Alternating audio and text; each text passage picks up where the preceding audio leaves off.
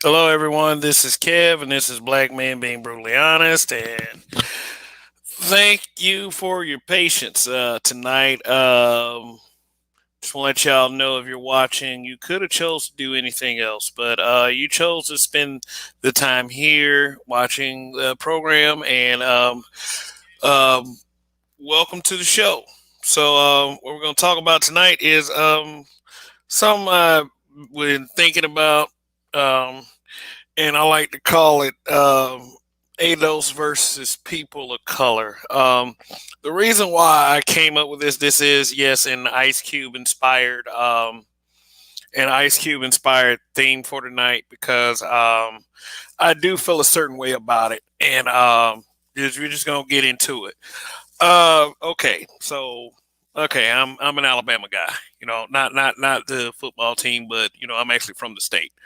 I grew up being called black. One thing I did notice as early as kindergarten is that when I looked at a crayon that was black, that I wasn't necessarily the same color as that, and this would like that would in the future at that time, which is the past now, it would subsequently become a problem. People did not want to be called black, because of the crayon, because of the darkness that it represents. So it was, some people saw it as a colorist thing, but technically, it's not correct. It's not correct. So what happened was, people started like over time coming up with their own terms. Say for instance, okay, well, the term African American. After black became a problem for some people, they decided to come up with a new term. So they decided to come up with African American. So since we were descendants of Africa, but we were American. But see, here's the problem with that.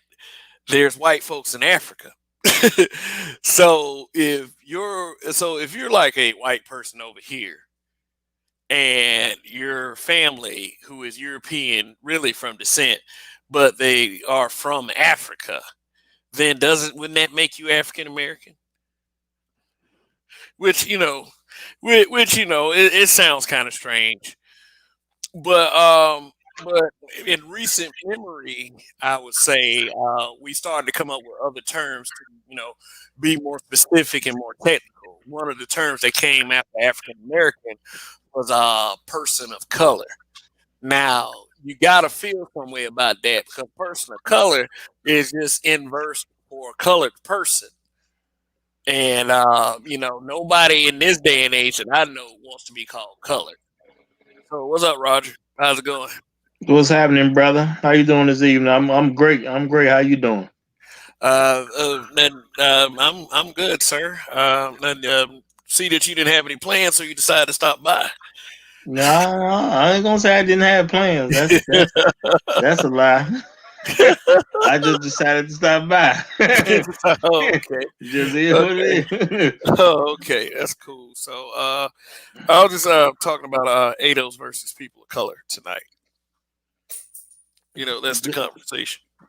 good subject, if you ask me. Okay. Very good subject. Okay. So, what does that mean? Like, first of all, what do you consider yourself? Because there are so many labels that black people, that we put on I ourselves and mean, people have put this, on us. Uh, this is the reality of it. The reality is I'm an American. Okay, that's what I am because I have a nationality. mm, Most people don't have no clue how important it is to actually know you have a nationality. Now, I'm black as a color classification. Okay. Now, a lot of people are trained to say they're black instead of saying they're American because they don't want you to understand the importance of your nationality. No, I'm actually an American, but as a color classification, I happen to be black.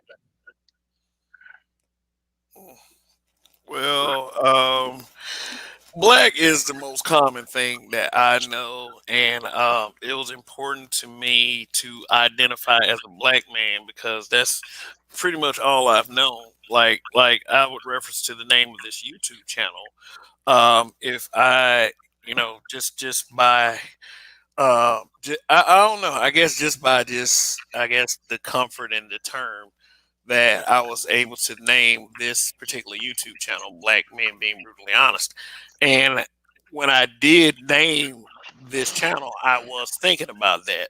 It's like, well, black is really not going to be, maybe within the next 20 or 30 years, maybe not an acceptable term, to use to describe us. And I will say a lot of that will be based on, the colorist element of it because, of course, black is just, completely dark. There's no other color except darkness in it. And a lot of people, and I mean, like a lot of our people don't like to be really, I guess, because of their life experience, don't like to be considered that dark. Now, does that make sense, or does it need further elaboration? Well, let me say this. First of all, yeah, what I'm saying is beyond the context of what you're talking about. I'm just basically letting certain people know I understand the importance of nationality for those who are actually picking up on what I'm saying. I get that, but I'm black, okay? Because that's the term we happen to be using right now. So I'm gonna say it loud. I'm black and I'm proud. Yeah. Plain and simple, okay? My favorite color used to be brown. That was my natural favorite color.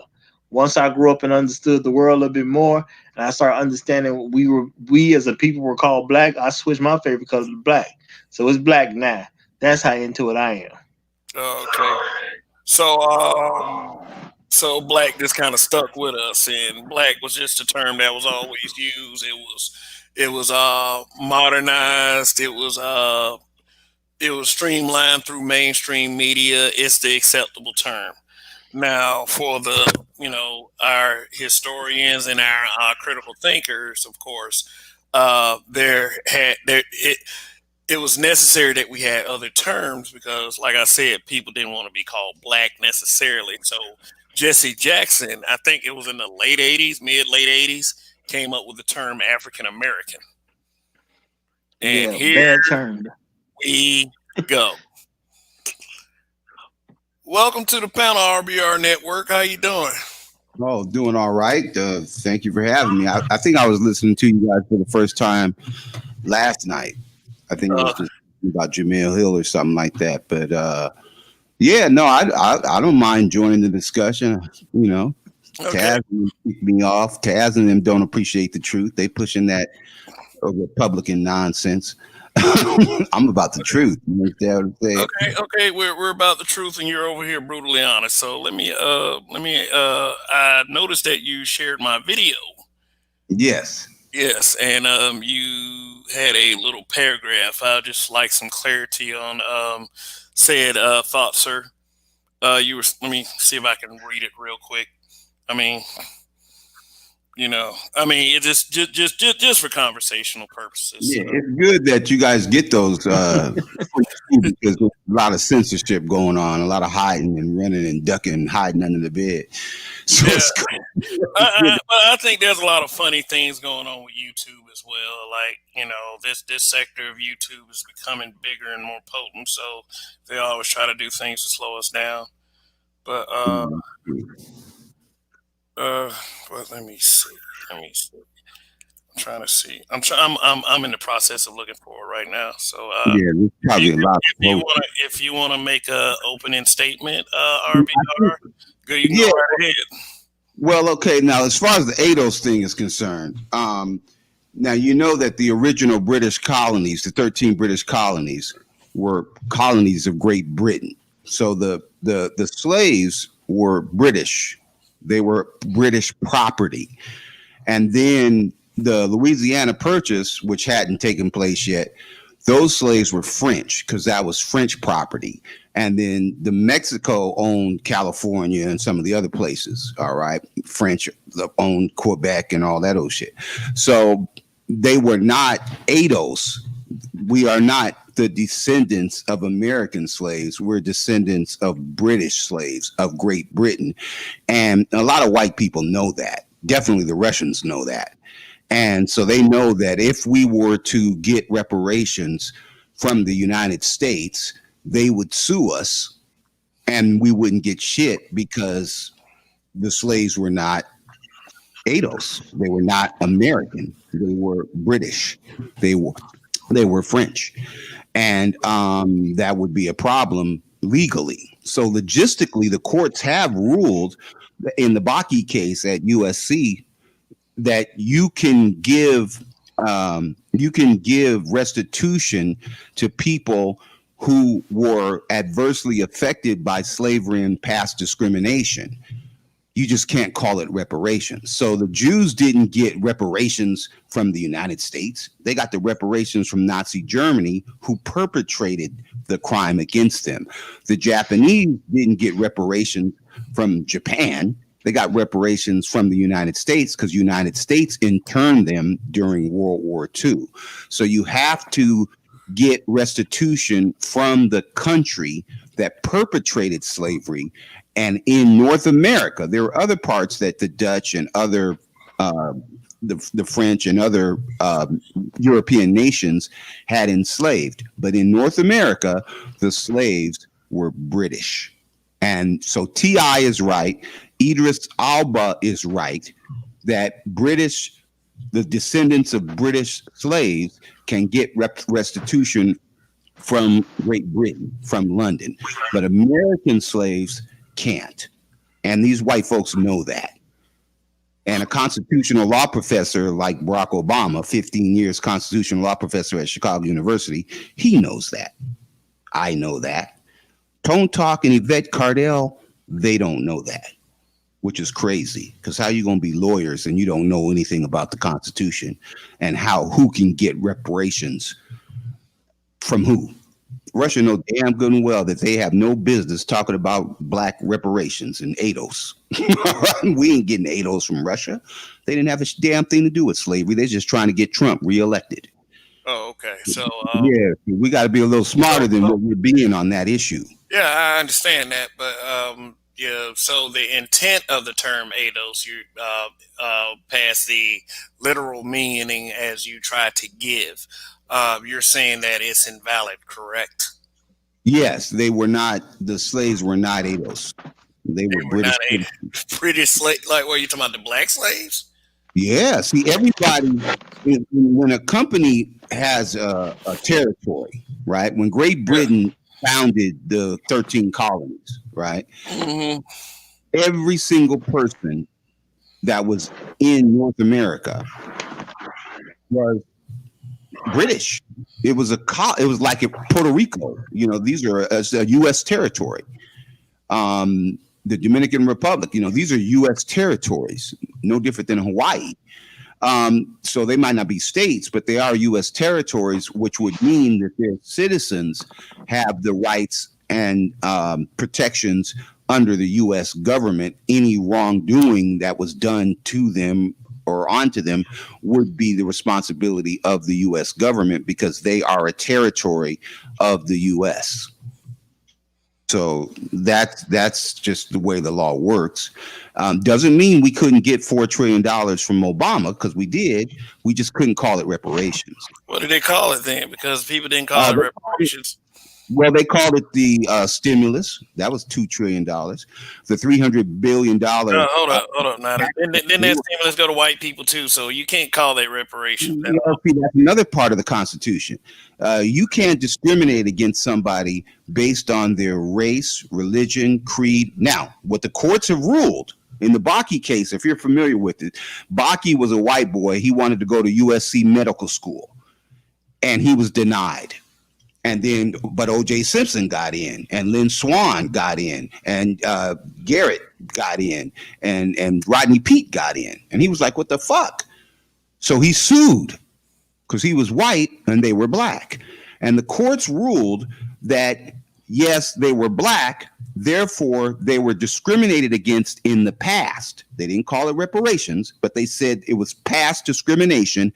And it was okay if they had other circumstances that got them into USC other than race, like they rushed for 1,000 yards in high school, or they had 22 touchdowns, or they kicked field goals, or they had some other skill besides just letting them in to USC because they were black. And that was the ruling. So when we're talking about not reparations, but restitution from past discrimination, there we get it.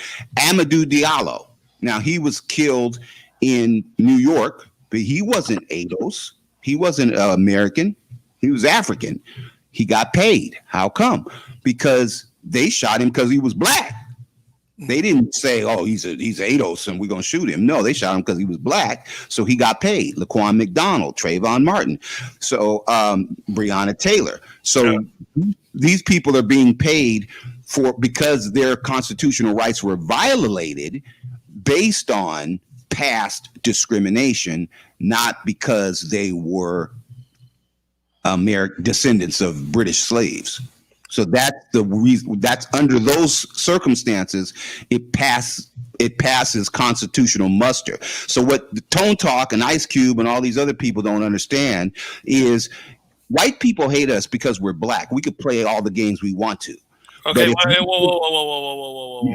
What are you talking about? What are you talking about? Because we're black, they're gonna sue. Whoa, Ice Cube. What is your deal with Ice Cube? Ice Cube asked for $500 billion, right? Ice Cube didn't ask for $500 billion. That was the platinum plan that they had already put up. He didn't ask for anything. He presented a contract with Black America. He had his own plan, and in his plan, there was $500 billion. Okay, hold that thought real quick. I gotta acknowledge this. Thank you for the super chat. BLNS Holding. He says, and this is in regards to you, RBR. Outside of slavery, RBR has no argument regarding restitution. Redlining and housing discrimination happened well after. No VA loan or GI Bill for black veterans. The government owes reparations for it. No, see, that's the problem.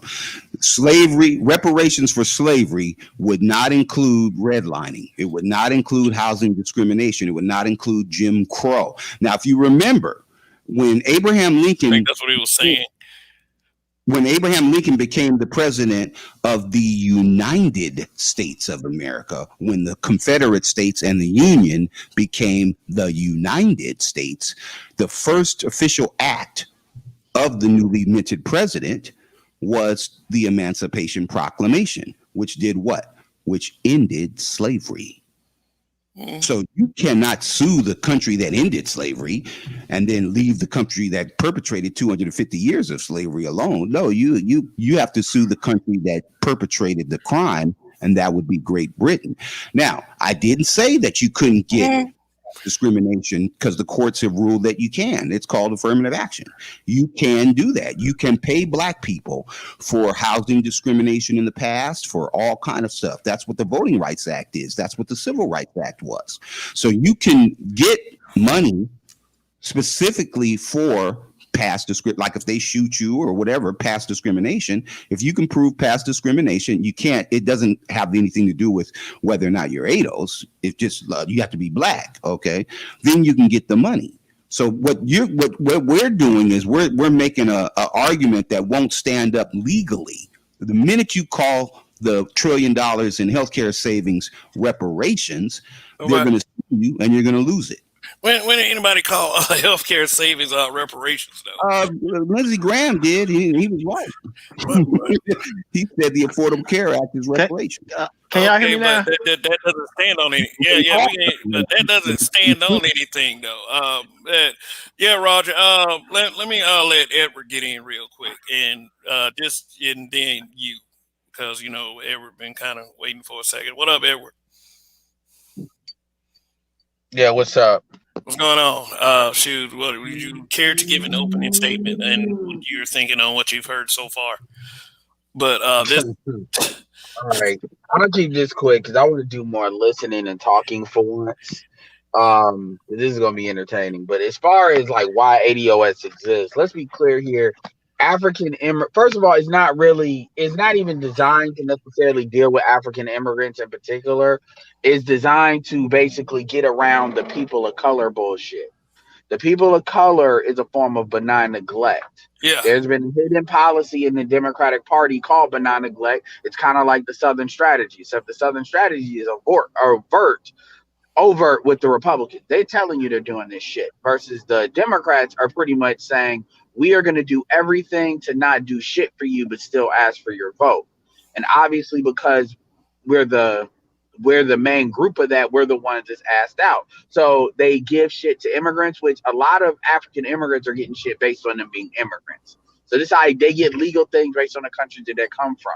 Now, this is not the whole story, but they do get a lot. They do get benefits. Women get shit based on being women of color, even though black women don't get a lot. Black women get a hell of a lot more compared to black men.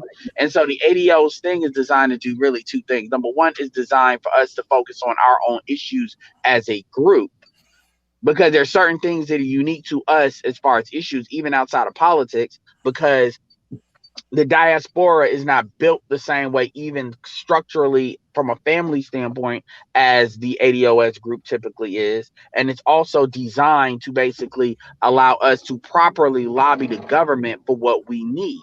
And the reality is, if all these immigrants are black, I'm talking about black immigrants, then they need to say they're fucking black and then get rid of whatever flag they come from when they come here.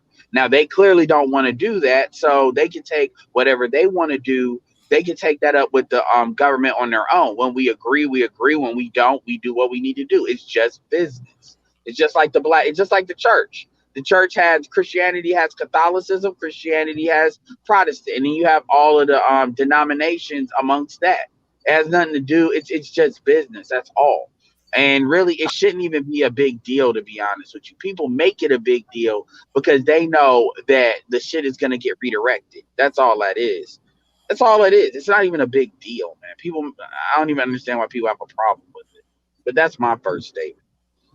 Okay. Okay, but I will respond to that in this way. Yeah, I do agree that people of color are just some BS subterfuge just to not do for black people. Just to lump everybody in who isn't white, just to put black people at the back of the So line. yeah, and by the way, Kev, that's something that technically African immigrants as well as ADOS can actually agree on. Like, people of color should not be used to basically refer to anybody that's black, whether they're from the Caribbean, whether they're from the Africa. If they are black, it is black. Period. There is no people of color, because that's what I'm saying. Hispanics, Asians, and no. If it's people of color needs to die. That's something everybody should agree with. Yeah, That yeah, terminology needs to be eliminated. yeah. All right. Well, I'd like to push back on that a little bit, because if you look at the law specifically says that if you can prove discrimination, and the discrimination is based on your race or your ethnicity or your gender, we can add the gender with the gay thing and all that. If you can prove discrimination in your own right, then you would be able to get compensation or restitution for discrimination for a violation of your rights within the Okay, boundaries. but that's not what we're talking about. That's according to the laws. That's like basic labor law. What you're talking about. What we're talking. And by the way, that Right. can yeah, that's not what we're talking about. We're talking about politics. We're talking about us lobbying the government as a group. It doesn't even have anything to do necessarily with discrimination. It has everything to do with what black people bring to this country and what black people want to get. Just like Jewish people don't intermix it, just like Indians won't allow your ass to intermix it. They don't allow black people to lobby, even though there's black Indians. They say no, this is for us. Yeah, This but is you for know what, us. Edward? We have Period. to. Only All right. only black people allow us to dilute our shit with everything in between. That's what I'm saying. Yeah, And yeah, it's yeah. But you big. know what, Edward? Hey, hold on 1 second. Hold on one Wait. second. First of all, let me welcome Zach Stay Focused back to the panel, and let me welcome Black Guru Strikes. Let me go ahead and get that out the way. So, Roger, go ahead and say what you're gonna say. Then we're gonna let Zach go, and then Black Guru go, and then we just continue from there. So, go ahead. Okay. Roger Well, gonna say what I'm gonna say. not Well, let Roger necessarily. say Not it. necessarily. Yeah, not necessarily. But see, my thing is, there's certain different contexts about what you're saying and why you're saying it. I was saying the thing about the nationality thing because if you're going to go to someone to say I want this because I've been wrong, you first have to have a nationality. So I'm proud of being black and all that, but if I'm going to address an issue, which based on what I my understanding, you would have to really go through like the United Nations to get something to start a process to get paid from slavery, or you have to go to the U.S. government, and you can go to the British government because there were two different nations that had us as slaves. Yes, RBR is right. When we first got here, we were the slaves were from the British, but once the country gained independence from Britain, it became its own entity. Therefore, they owe us two. They owe us two. So you will want money from two different countries, not just one different countries. Which is why if you're going to use the terminology, you're an American descendant of slaves. It shows that you understand you have a nationality. To say you're, because people try to change stuff just to get you messed up. Is some people say you're the descendants of American slaves, which takes away your nationality because a slave can't have a nationality. It's a lot of trickery in the words. And then when it comes to See, the people of Confederate color, States were a state, though. The uh, Confederate States were not a state. The Union didn't have slavery. The North didn't have slavery. That's not Only true, RBR, no, and I no. can But I prove mean, that. That's not true. regardless of that, if you address somebody saying you're descendant of a slave, you're taking away your nationality. So it would be much smarter to say you're an American because that's you're stating your nationality. I'm an American descendant of a slave. Yes, I do descend from slave, but I do have a nationality. It's called American. That's my nationality. And the people of color is just about what Edward was talking about. The politicians agreed that they're not going to help black people. The way they set up a plan to not help black people was to come up with a term of people of color so they can give money fought for by black people, especially black men, to disperse the money to other people other than black people, especially black men. So people in color is just a term to make sure niggas stay broke. Mm. any other Right. person, other And, that and, want. and the Democrats have actually been more guilty of the widespread dissemination of the term people of color than have Right. the Republicans. In fact, as of late, you'll see No, the Republicans or Republicans conservative advocates country. definitely make the definitive argument that black people in this country or ADOS people in this country are the only ones that are specifically entitled to civil rights as we currently refer to them. You'll see, for example, an Ann Coulter has been a very overt and actually quite eloquent speaker on that particular issue. And I wanted to clarify a couple of things that RBR stated. First of all, the $500 billion has nothing to do with Ice Cube's plan. That is Thank directly you. from the Platinum Plan that's been proposed by President Trump. Ice Cube has only proposed how whatever amount of money, whether it is 500 billion or hopefully more than that, however, whatever amount of money is allocated, how he's trying to propose ideas of how that money might be best used towards our benefit. Another point of clarification, RBR, all of the original 13 colonies at some point had slaves. The difference is the northern Yep. slaves began to free the slaves much earlier in the nation's prehistory, if you will, than did the southern states. And that's only primarily because the slaves were much more useful in the South with the farming specifically than they were in the North, which was not as productive farmland. So that's really the primary reason why slavery shifted to the southern states. Yeah, yeah, but I want to add to that, Black Guru. Um, like we in these spaces, we have these conversations. A lot of black men know a lot based upon what we experience as black men. So we write about what we think about black people. We write about what we see they going. That's true. Okay. As far as the history of this country, I don't understand why black people don't realize that you expecting white people to be nice to you. We know what this means. So most black men are better and stronger than that. That's just a fact. Most black men have a good income, got skills. Most black men, the ones who at the bottom, is the ones that the our women are dealing with, which is true. Okay, all of this is true. But going back to even slavery, after slavery, during Reconstruction, you had black men who was good in politics, lawyers, doctors, all type of things. They haven't even had a computer around.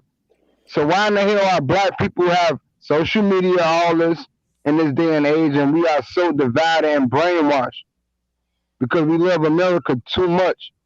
Certain things you got to give up. You know what I mean? And people think, oh, he's crazy, he's funny. Dude get on these panels, he's funny, he's funny. That's not true. Black men need to wake up and control the situation. That's it. That's all. No more And, holding back. No more being honest. No more trying to act like you gotta please everybody. Let it go. It's over with. and let me ask this question: what qualifies as a sellout in a system that's all against black men anyway? Because I've been hearing that word being hurled at Ice Cube, someone who I perceive is actually trying to help and who has always rolled with blacks. Anyone, Right. anyone, He's any Any, black well. man that's against white supremacy through the use of black women. That's not true. He's $650 million strong, so I don't think he's trying to help us. I think he's trying No, to no. protect. I That's responded not true, to the Abia. question That's he not true, asked. Abia. I responded to the question Kevin asked. He asked what would be referred to as a sellout. What I'm saying is what would be referred to as a sellout. Any black man that has a problem with white supremacy through the use of black women, he's the sellout. That's what the term is used for. Let's put a Oh, face on it. Yeah, see, Barack basically Obama, Jesse anybody that is Jackson, not for the gun Al democracy is Sharpton, a sellout. Steve Harvey. he's Those are being your sellouts. That's the example, he's being whether we facetious. like it or not. But let me say this: I think that there's two things that would make somebody a sellout. One, if your actions hurt and harm everybody else, so you protect your $650 million, everybody else dies of the coronavirus. All right, so that hurting and harming other black people to protect your wealth. That's a sellout. And then dating and marrying outside of the race. If you black and you date and marry Amber Guy, or Hold on, I got pushback for you, Abia. Let that's me get the this straight. Are we really saying that black men can't procreate with women in general? Are we really saying that? Yes, they are. But that's now that's So what what are you talking about? If that's black what men he's have a saying. I better mean, view one thing, outside of their race, do so one. Well, be it. hey, one Hear rule me about out. RBR. Please don't take what RBR says at face value, because you will want to kill yourself if you do. I'm just telling you that. That's okay, a Okay, okay. that's a let's I healthy don't like mental that note. about. hey. Stop, stop questioning black men when we have to be humble and just agree to everything. That's not true. Black Because men are stronger and better. if you take what he says at face value, you will end this call either wanting to drink or looking at your pistol very lovingly. So I'm dead ass serious. So that's one thing I'm letting you know is Okay, somebody okay, that is okay, okay. engaged with You right, you RBR. right, you No, right. I get what you're saying. I mean, now some people do believe that if you date out, it's something. By the way, the same people who say if a black man, let's keep this all the way real. You could have black children with a black woman and then fuck a non-black woman and still be called a sellout. That's number one. Number two, Ice Cube doesn't fit that bill anyway, as he's with a black woman with black children that are normal. So what? So an Ice Cube is non-party affiliated. So my real question is, if Ice Cube is a sellout, what makes him a sellout? That question is to RBR. well, that would be He protecting has the. conservative values. That's it. No, if you sell That out the black, that even hasn't been demonstrated. He Well, hasn't well, outright said he has conservative values. Hey, right, but he's willing to sell us out to protect his 650 million, and that makes him a sellout. No, he's So not. No, he's that's not. not what. No, because that would be true if he only was talking to Republicans. It wasn't his choice for the Democrats to wait till after the election. well, That Wait a wasn't minute. his choice. Wait He a minute. shopped it to both people. well, I Hold can on, hold on, Edward. Hold on. First see of that. all, let's be realistic. To be an actual sellout implies somebody sold you something. If you Yeah. ain't, if you're not even there to buy anything, you cannot be a sellout. There's They no can- way to actually call Ice Cube a sellout unless you're looking at it from the point of view of either that a they white supremacist flat out, or you're a black female gynocrat flat out, and you're looking at him being a sellout because he's standing up to black women and white supremacy. That's the only way you can have that view, because he hasn't that's built true. anything. Can I ask RBR a clarifying question? RBR, that's true. Roger just broke it down. Go ahead, Black Rule. Can I ask RBR? Is it possible? Let's say I don't know if Ice Cube is as wealthy as you claim him to be. You can search wealth, net worth. He's a songwriter. I'm just saying I don't know, but actor. that's not the main point.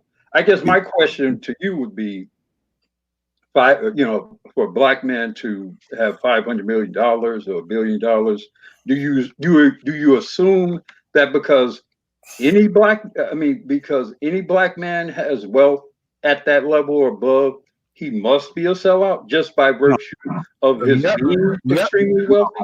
No, I don't. But I do believe that if you're willing to sell out the black race by supporting the Nazi party and joining the Ku Klux Klan. That's not true, RBR. That is not Wait, true. hold on. Which one? Hold on, I'm confused. Which one? Hold on. Time out. Which one's the Nazi party?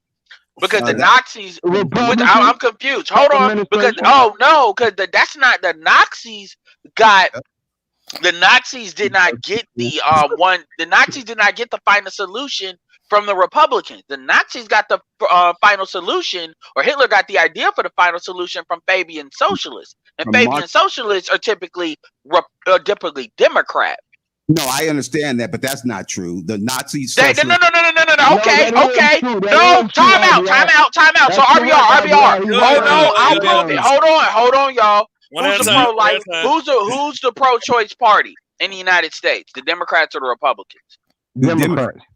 Okay, so what is the origin of the company, the organization around Planned Parenthood? That doesn't come from Republicans. That doesn't come from Republicans. That comes from Democrats. The Republicans, their choice of method of black genocide is lynching. You're right. No, you're right. To shoot your ass and kill your ass. But hold on. But that's no. I'll give them that. And I'm not a registered Republican, by the way. But that's not the final solution. That's not. They don't want to hang black people. That's not true. Hold on, man. Again. I'm telling you, that's not Nazis. The final solution in Planned Parenthood, which is a lot more systematic, is a Democratic thing. The point is, you call them Nazis. That's actually inaccurate, because number one, the Ku Klux Klan and Nazis are not the same thing. See, and the way you make it sound, no. The problem is, and this is my issue with you, RBR. You actually make it sound like the Republicans are the racist party and the Democrats are the non-racist party. They're both racist. It's just a flip of a coin on what you want to deal with. Hold on. Wait. So I got a question. Hold on. Let me ask him this. So do you believe that abortion is not a racist policy designed to target black people? I'm asking him. Let me answer the question. I think that Margaret Sanger pulled the wool over the racist eyes by saying, "Don't lynch him. I have another method." Now, since Planned Parenthood came to the United States, yes or no to Edward's No, question? he agreed. No, I don't need him to say that. He agreed. He agreed with that first part. Keep going. Racists will use the lie Gotta read between the lines. Black genocide as an excuse to get into power and kill black people. So question. So hold on. Even if I give you that, are you the question I'm asking you is abortion a form of black genocide? A form of it? All right. Well, let's look. No, I'm asking you, yes or no? Is it a form of it or is not? Like I'm telling you, I know you agree with me. I'm asking him. You say that abortion is not principally designed to target black people. No. Now, here, let me say what abortion did. All right. When Planned Parenthood began family planning in 1975 in Africa and in the United States, since that time. Why Africa? Why Africa? There's other continents. Well, I'm not sure. They don't do shit else for Africa. But the white people don't have a problem. See, their birth rates are so goddamn low that RBR, you really don't know why they started that in Africa? Hey, dude, I got you. Hold on, I learned this from BGS. You gotta let them hang themselves. Yeah, so let me hang myself. So since Planned Parenthood came to the United States, there's been 50 billion. I'm sorry, 50 million black babies. There's 50 We agree million. on that. Just like the McDonald's symbol, 50 million and counting.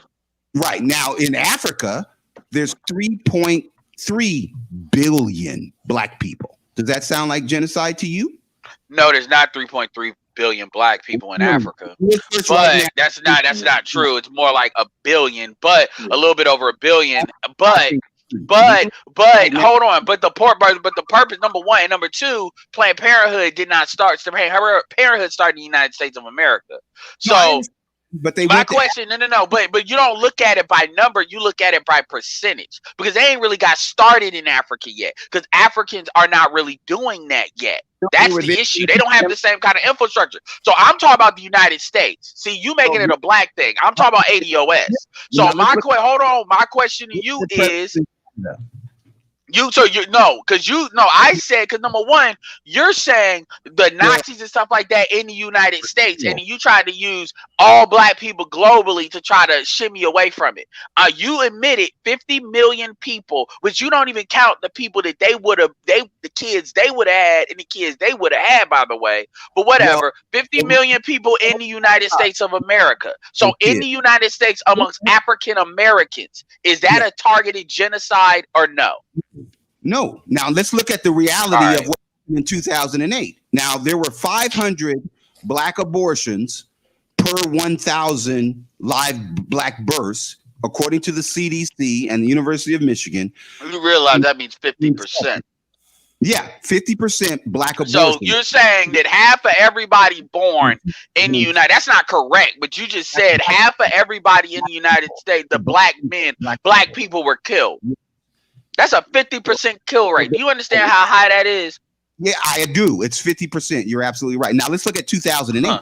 In 2008, it was 100 abortions for every 1,000 Obama babies that are born. So abortion went down 80% when Obama became president. What party did he belong to? Number one, that's not true what you're saying. Yeah, I mean, you're going to have abortion never fluctuates. Abortion never fluctuates that large. I don't know where statistic. You're going to have to cite the source for that one. Hey, hold on one second, fellas. Look it up. It's called Abortions Down to Roe v. RBR. 1 second, man. 1 second. 1 second. This is why you don't argue with him straight up. But go ahead. No. Here we go. Look, I pulled this up. You say Ice Cube, what, 650 million? Yeah. Like this is not worth that much. This is what I Googled. Like, I thought it was 300 myself, but it's 160 million. Not like it really matters when you're trying to help black folks. Oh, stop lying. Stop do that. Look at the But even if we hold on, but the point is, where does it hold on. Even if you give him the 600 million, that's some bullshit excuse. 12,000 searches that hold on. So you're saying the only reason why number one, Ice Cube has never advocated for anybody to vote for anybody. So a lot of what you're saying, you're pulling out your ass. Look, he never advocated black people to vote for Donald Trump. He never said that or implied that.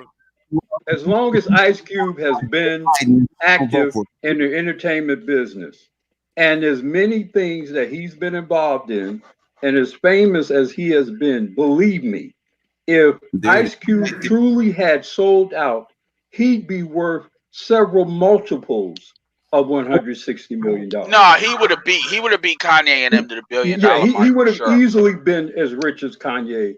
But easily. But the money is a red herring. It has nothing to do with the money. You have not. Yeah, you never have. I'm saying when you consider the overall effect and longevity. Well, yeah, but he never advocated. He never advocated to vote he was Republican. never someone who was so, from at least from my limited perspective, someone who was so immersed in all of the fuckery of the entertainment. Well, you can tell by his kids. His kids are normal, so that tells you everything you need to know. Hold on. Let me ask RBR one quick question, because to me it seems like it's necessary. RBR, are you a party loyalist? No, I'm an Obamacrat. Staunch. In 2008, Okay. in So you're a party You're not loyalist. an Obama you're lying to So, yourself. You're delusional. that Okay? he's a No, party wait a minute, loyalist. wait a minute. RBR. I'm asking a serious question. I'm not making a He joke. answered your question. He answered your question. No. He is a party loyalist. In 2006, all right, Baby was saying that she worked in D.C., a lawyer in D.C., and she said something's wrong with Dick Cheney's heart. I was like, damn, Dick Cheney got a heart? But anyway, he's going to resign vice president, and Colin Powell's What the going to fuck become. does that have to do with what he just I'm said? asking, are you a party loyalist? That's all I'm trying to figure out. The fact that he's a fucking Republican, so you can't call me a party loyalist when I'm going to Hey, vote for. Listen, hold on, wait. At the end of the day, let's get this out the way real quick. I don't want to talk crazy or none of that. I know what people think about me. I know what you want to say. Whatever. Check this out, RBR. We had Obama. He was in office. He went to Harvard. He went to Harvard, and he was a community advisor. Okay, that's cool. Guess what? He did nothing for black men. Understand that. You understand that, okay? So which side are you on? I'm on the side of $300 billion in permanent black middle class tax cuts. I'm on the side of $1 trillion in healthcare savings for black people. I'm on the side of $50 billion for Africa, for Pan-Africanism. That's what the side of. I'm on the side of 94.3% of blacks getting into the middle class for the first time. But that's irrelevant. Does that mean Because Obama's not in the White House and he's not going back in. Well, Wait a minute. Obama had 8 years. Wait a minute. Fellas, I'm trying to figure out where is he a party loyalist? Because he came at me with the I'm an Obamacrat. Obama's not in office right now. He doesn't hold any current office that I'm aware of. Obama is Jesus Christ to RBR. He's coming back one day. Hold on, Edward. My thing, I'm just going to find out plainly out of his own mouth a simple question because this is my first time really. I talked to him like once or twice, but not much. So I'm just asking a simple question: is he a party loyalist? And I don't know what the Obama party is, so I don't know nothing about the Obama party. Okay, are you a party loyalist?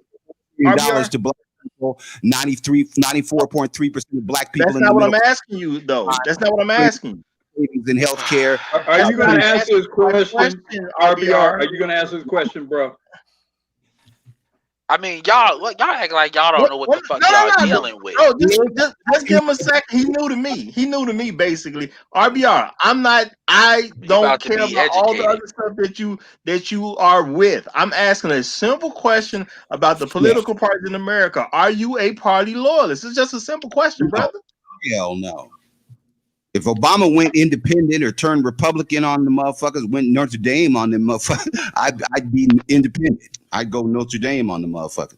So no, I stay with the truth. I'm a journalist, so I can't be fucking around with these Oh my god. Yeah, we go with the truth.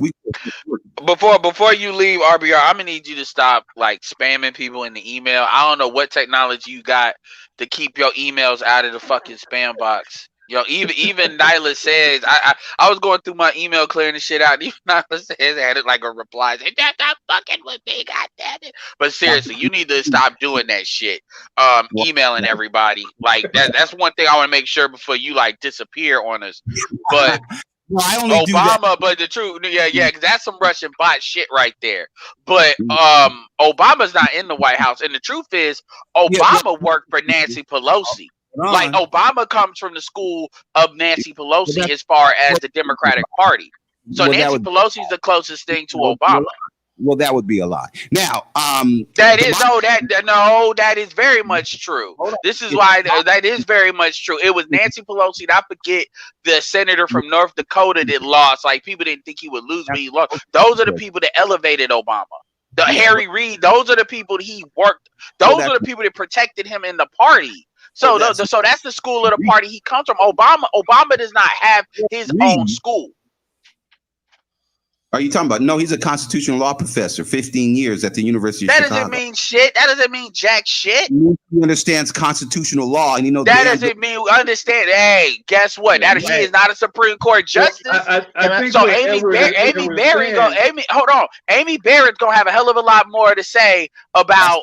In fact, what do you think about Amy Barrett? I'm curious because you know she about to fuck everything up. Amy Barrett's gonna find out what every other justice found out, that the Supreme Court has to go by precedent. They cannot make up laws. They cannot legislate from the Supreme Court. She's too fucking dumb to know that because she's white. Bullshit. There's no precedent for gay marriage, but they made that shit up. Hey, Can I say one second. If the Supreme Court didn't make law, how do we get Roe v. Wade? Limit that you cannot 50 million abortions, legalized abortions. If the Supreme Court can't make law, how do we get Roe v. Wade and 50 million abortions after that? This happened with the Supreme Court. There were states. Hold on. Hey, Kev is trying to acknowledge the super chat, y'all. Kev trying to acknowledge the super chat. Oh, okay. Acknowledge the super chat. D-Rock Dan, thanks for the super sticker. And thanks for y'all need to share this video because this is entertainment for your ass. Y'all did good on Kev's last video. I saw that. Got some good numbers. Keep sharing it because y'all know what RBR is. It's always going to be fun. That's where the but no, there was precedent because at least 4, 5, 6, 7, 8, 10 states had legalized abortion. Now, the Supreme Court's job is to say whether or not a state can legalize abortion. So that wasn't the issue. What was the issue? Don't mean shit. States seceded. So that don't. I mean, states do a lot of shit. You know, I mean that don't mean shit. States legalize marijuana. You don't see the Supreme Court fixing that shit. No. RBR. Would abortions have occurred in, let's say, Texas, had it not been for Roe v. Wade? For Roe v. Wade, no. But here's the difference: if a state, so how is that not law? How is that not law? The 10th Amendment says that any law that the federal government doesn't decide. I appreciate your command of the Constitution. I don't wish to challenge you in that regard. I'm saying that if a state were to decide you cannot do something, and the federal court says you can do something, then is that not law? No, because the federal government that's not effectively law. Right. So you can't go out there and start killing. So then those abortions that are occurring in Texas. So I got a question. Do you think abortion is a good thing for black people? Before y'all go down this road, let me because I ain't never really talked to RBR before like that. I mean, like I may have touched him real quickly on a couple panels. That's about it. But RBR, birth control pills are abortion, Edward? No. Okay. What RBR you did? Putting it into a towel and pulling out and putting it into a towel. You think that's abortion? I asked you a simple, but that's not what Roe v. Wade is designed to deal with. Roe v. Wade is not designed to deal with that. So no. Okay, so don't dodge the question I'm asking. I don't think jacking off is abortion either. But so let's stop being stupid. What do you believe that abortion is a bad thing for the black community? I'm asking you a simple question. Don't ask me. And just to answer your other question, I don't think the morning after pill is abortion either. Okay. Are you familiar with the Hobby Lobby? Outside of those things, wait a minute. Outside of those things, do you believe that abortion is bad for the black community? No, I don't. I feel family planning and birth control pills and jacking off into a towel is not bad for the black community. That's some. So let's start with the family planning. Where's the family planning going? Where's the family planning going on in the black community? Okay, here we go. Now, the black community has an average of 3.3 children per female in the black community. That's actually not true. But go ahead. That's not anywhere. But whatever, it's irrelevant to the overall point. Go ahead. But look it up and stop whatever. We'll go with that. Go ahead. What else were you gonna say with that? I was gonna say for the population to sustain itself, they just need 2.1 children and they won't disappear. Now, if families have 50 goddamn kids per family, and they know damn good well they can't feed them, they can't clothe them, they can't house them. Is that good for the black community? So are you telling me that, hold on, are you telling me that that's not what's happening today? No, I'm sorry. how many do you know have 20 kids, 12 kids? Now, the statistics you want to look at, hold on, the stats you want to look at is what, how many married couples that had children? What was the married rate as far as the the Well, that's a, the in wedlock rate as far as having kids in 1973 and where it is today? Because by definition, if family planning was the real reason it would need to be done, and by definition, that should at least be the same. It should be better. That's the statistic that would tell you if the family planning shit was real. And I know you know what the answer to that is. But you go know ahead. what the issue is, but it's a kind of a weird thing that you would be anti-abortion. Single motherhood is at 73%, and it's flattening out at 73. It was not that in 1973. I understand that, I but want to ask him something that don't got nothing to do with abortion. I don't want to ask something that don't have anything to do with abortion at all. Because so you're killing everybody that's black, and that's stupid. You can't be against abortions and against. Hold on. I gotta say that. Let me say this, Roger, and then I'm gonna back up. I just want to make this statement. Abortion has killed more black people than any single other method of killing black people, and that includes slavery. That includes the slave trade. I would actually make an argument that includes Africans that were killed in Africa during colonization. It has been the single most effective way of killing black people. Period. Okay. So if you keep coming, hold on, you keep coming back to killing black people. So clearly, that's the biggest part of the pie chart. I made my statement. So I'll let Roger do what he needs to do. I've put my stuff in the computer. Slavery killed 200 million black people. That's what you said. Who? Slavery. No, slavery didn't kill that many. Okay, that don't even matter what I'm gonna say. Eric. That's not true. Let it ride off. Just let it ride off. All right. In the 450 years of slavery, right? We have slavery didn't last that long. We had 3 points. Let him get it out, please. Just let him get it out. Slavery in France and the Dutch and Europe and British before it was here. Slavery didn't start here. All right. So anyway, 450 years of slavery. During that time, 6 generations, right? 6 generations is 100 million people per generation, which would mean in North America, there should be 600 million black people. In Africa, at that same time, there were 3 billion people born. So I'm not saying there should have been 3 billion because there was 100 million black people before we started slavery, but there should have been at least I blame you. 200 million. Hold on. There should have been 200 million black people in North America. They're not there. How come? Because they were killed. They're not in Canada, where the Underground Railroad went. They're not in Mexico, where they bred them out of existence. They're not in Brazil, where they all look like Mars and shit. Where are all the bodies at? Where are all the cemeteries? Where are the Stop asking questions. I know. All right, Ken. Hold on one second. Okay. All right. I got you. NC worker. Hey, hold on. That's where they are.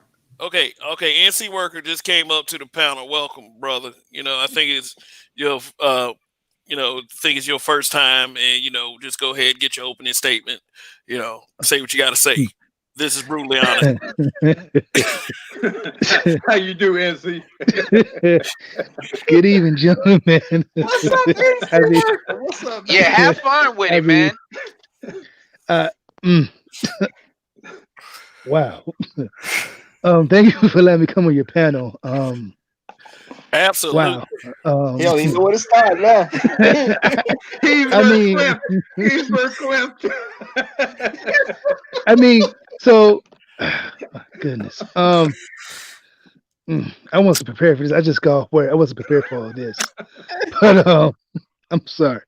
So I have a question then for RBR. Is it? Yeah. You can call me real brother, borderline genius. I answer to both. My question is, where do you see the black community as a whole? Truth. I see the where truth. Do you see it? I where do you see it going? Well, we have to be in charge. The people that came The black people who embrace their black race and culture and reject the myth of white supremacy, not the coon ass niggas who want to cape for the Nazis and the Russians and the goddamn the Ku Klux Klan. No, them brothers and sisters, they lost. They the bottom 1%. They're not no majority. 10% of black people. If you look at a society, right, 10% of black people would be in government. They would leave. We ain't worth no damn $650 million and all that old shit. But we are people that are educated. We're civilized. We have a sense of morality. We wouldn't sell out our race for money or to join the Klan or put the red hat on or to be able to marry Kim Kardashian. So if the black what does she have to do with anything? She's white. Okay, and she ain't trying to help black people. She's trying to take credit for Obama's 2010 Prison Sentencing Reform Act, and they didn't have shit to do with that. Obama signed that act in 2010. Is Armenian white? I thought she was Armenian. Yes, that would be white. Her ethnicity is Armenian, but her race. They're classified. All right. They're like white Arabs, just like Arabs are classified as white. Yeah, her political ideology is Nazi and shit. And so what I was saying, but she going around freeing black men, man. Like that's not Nazi-ish. Credit. Hold on, she's taking credit for Obama freeing blacks. That 2010 Sentencing Reform Act said that if you're in prison for a crime that is no longer illegal and you haven't killed anybody and did a Suge Knight, then you get out. Now, the first step back. RBR, if you know anything about how the law works, it only works to the degree in which people are willing and able to enforce it. And while what you're stating is true, if she were not doing what she's doing, there is a distinct possibility that the mostly black men that she's gotten out of prison would not have been released were she not involved, regardless of what the actual law was. Well, if the people don't follow the law, that's what the prisons are for and shit. So what we're saying, it's not her fault. Well, why fault her for doing or compelling what those other people would not do? Why fault her for that? Well, because she's ignorant. Now you should know damn good and well that. Okay, you're saying she's ignorant, but she's ignorant while she's getting brothers out of prison. I'm trying to say once the look, if I'm one of those guys or a loved one of one of those guys who has been released based on what she's done, how should I feel about her ignorance? Because she didn't release the person. The parole board is the only, they check to see if they done killed or shanked somebody while they were in prison. If they haven't, then they get out. If you're in prison for bootlegging liquor, and if she had not gotten involved, they would have still been in there. So if you were in prison for bootlegging liquor and now liquor's legal, it doesn't matter why you're in there unless either they want to let you out or they don't. And she got involved to a degree and brought enough attention to it to help some brothers get out. And by the way, RBR, that's bullshit. Because when they legalized marijuana, there's no law on the books that says that everybody that's in jail for marijuana possession gets out. So what you saying about it? Yeah. Well, I'm saying you don't need that. Whatever. Rule. See, that's what I'm talking about precedent that the white girl, Amy Coleman Barrett, doesn't understand. No, the courts have ruled. Because they tried that. The people that were in jail for bootlegging liquor when prohibition ended, the people were saying, "Nah, fuck that. You were arrested before it ended." The Supreme Court ruled if bootlegging liquor ain't illegal no more, everybody that's in. Hold on. Because I got an Obama question for him. So I'm trying to. Yeah. Well, fuck everything we talking about. Ask him that Obama question. That's the best point. No, I'm saying he said he's an Obamacrat. Okay, and he did say Obama was a professor of the Constitution, which is literally part of the reason I actually gave Obama my vote for the first time he was running. He's actually the only president I ever voted for that actually won. Meaning I didn't vote for him the second time. And part of the reason I didn't vote for him the second time was exactly because he was a constitutional professor. And based on his behavior in office and the things he kind of stood for, I said, okay, well, he knows the Constitution. I don't seem like he really respects the Constitution. It made me pull back from Obama. Yeah, he basically did the same shit Bush did. I would assume, based on what you're saying, I would assume based on what you're saying, RBR, that somehow my decision to pull back from Obama because he didn't seem to be following the Constitution would be a wrong decision. Could you explain why that was a bad decision on my part? Well, I think that if you listen to any racist who wants to kill you and kick you out of the fucking country, then that would be a bad decision on your part. See, the problem is that you guys. Wait a minute, what does that have to do with what I asked? I'm trying to follow. I don't know you RBR. You got to be clear Because for that's me. the only reason you would vote against Obama. You don't even know who I voted for. I know you. Well, you told me you didn't vote for Obama. That was the only thing that mattered to him. No, he said that he voted for Obama the first time when he thought he was going to fail because he was black. I'm talking about the second time. No, I didn't vote for him because he was black. I said part of the reason I voted for him the first time was because he was a constitutional professor. That's what I said. But I didn't vote for him the second time because he was a constitutional professor and because of his behavior after being in office for 4 years. Yeah. You realize white people didn't like him because he was black. No, I understand that. A lot of coon ass niggas did that. Well, 3%. Why do you need to make up a scenario about me to answer my question? Scenario. Who in the fuck wouldn't vote for Obama? Why the fuck wouldn't somebody black vote? I didn't, but I just want to know why I was wrong. I just want to know why you think I was wrong. Racists hated Obama because Obama was black. Only 26% of white people voted for Obama. Only 1%. Obama's half black. That's another goddamn. My choice to vote against Obama had nothing to do with race. Okay, RBR, my choice to vote against Obama had nothing to do with race. Okay. Well, ask the same question and they'll lie to you. Now, so what I'm saying is there is no reason for somebody black to look at these Klan members who hate Obama because he's black and say, I can't vote for Obama because he's black because Massa don't want to vote for him. Fuck Massa. He shouldn't be in the government. Well, that wasn't my reasoning. I can understand that, but that wasn't my reasoning at all. Well, you didn't really give us a good reason. You said he understands the Constitution because he's been a constitutional law professor for 12 years. Which is why I voted for him the first time. Well, what happened? I saw his behavior in office, and that's part of the reason I didn't vote for him the second time. Give me an example. Look, the reason I voted against Obama. He gave black people $4 trillion and didn't call it reparations. No. That's actually not why I voted against Obama. Because it had nothing to do with race. I'm just telling you because I know you're going to want to get me to that particular point. The reason I didn't vote for Obama the second time is because I actually like Ron Paul better. The man believed in the Constitution as well, and based on his lifestyle, he said it, he meant it, and he did things according to it. That's why I voted for him. I said that I didn't say he believed in the Constitution. I said he understood the Constitution. No, I'm telling you why I didn't vote for Obama the second time. Was Ron Paul a constitutional law professor? No, I'm not saying he was. I didn't say he was. I'm just telling you. Fucking racist, and that's why you no. The reason I voted for Ron Paul, because I know that's where we were gonna go, was because he believed in the Constitution. He can't contain it. He can't contain it. I have a question for him. Is this the real you, RBR? Is this the real you? Welcome to the party, what the fuck am I telling you? So Ron Paul and his father believe that the Constitution says that only white people have the freedoms of citizenship rights, gun ownership rights in the United States. Only white people get those rights. Does the Constitution really say that, or does the 13th Amendment? I know nothing about that. I know nothing about that. Ron Paul never said that. That's not true. You're saying that I've never heard that before. Yeah, his favorite phrase is, we have liberty and freedoms that black people and other Asian people and Mexican people and non-white people have. He says it all the time. His vice president never said that. He is never. You're gonna have to cite some sources, man. You're gonna have to cite. Let him have it. RBR.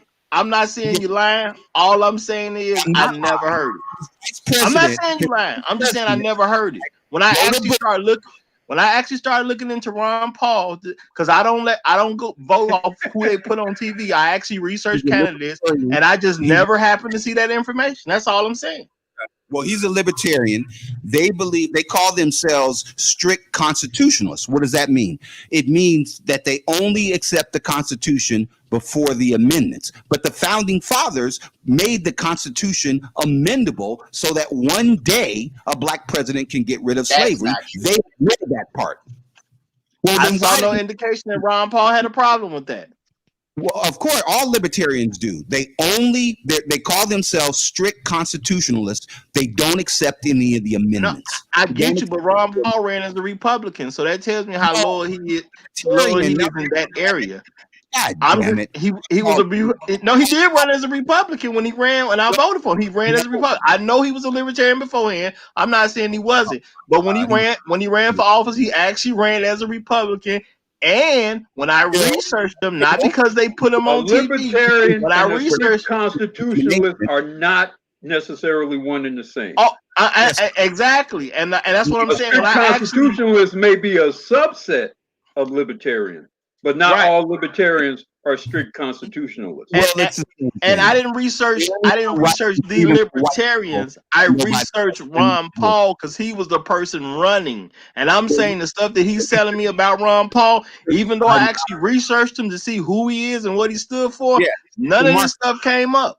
Well, it did if you had to look deeper. His vice president wrote a book where he argued in the book that only white people should have citizenship rights in the United States. Okay. That's what book was this? So nobody black should be supporting this. Roland Martin, what book was it? Butt sore because he's sitting on the fence. A journalist doesn't present both sides. A journalist presents the truth. Ice Cube shouldn't have been on his show. You don't put Bernie Sanders on your show. You don't interview Bernie Sanders. How come? You're a journalist, nigga. You're supposed to tell the truth. Got fired from CNN because he's on the set scratching his head when he's racist. Why would he interview Bernie Sanders or Ice? What's going on with that? What's up, dude? Well, because a journalist's job is to tell the truth. You don't bring motherfuckers online about being socialists when they know damn good and well that they Marxists. Tell that CNN then. So, hey, RBR, you know what you just did? Hey, you know what you just did when you did that, right? You know what you just did? You no, I mean truth, but you use a conservative talking point.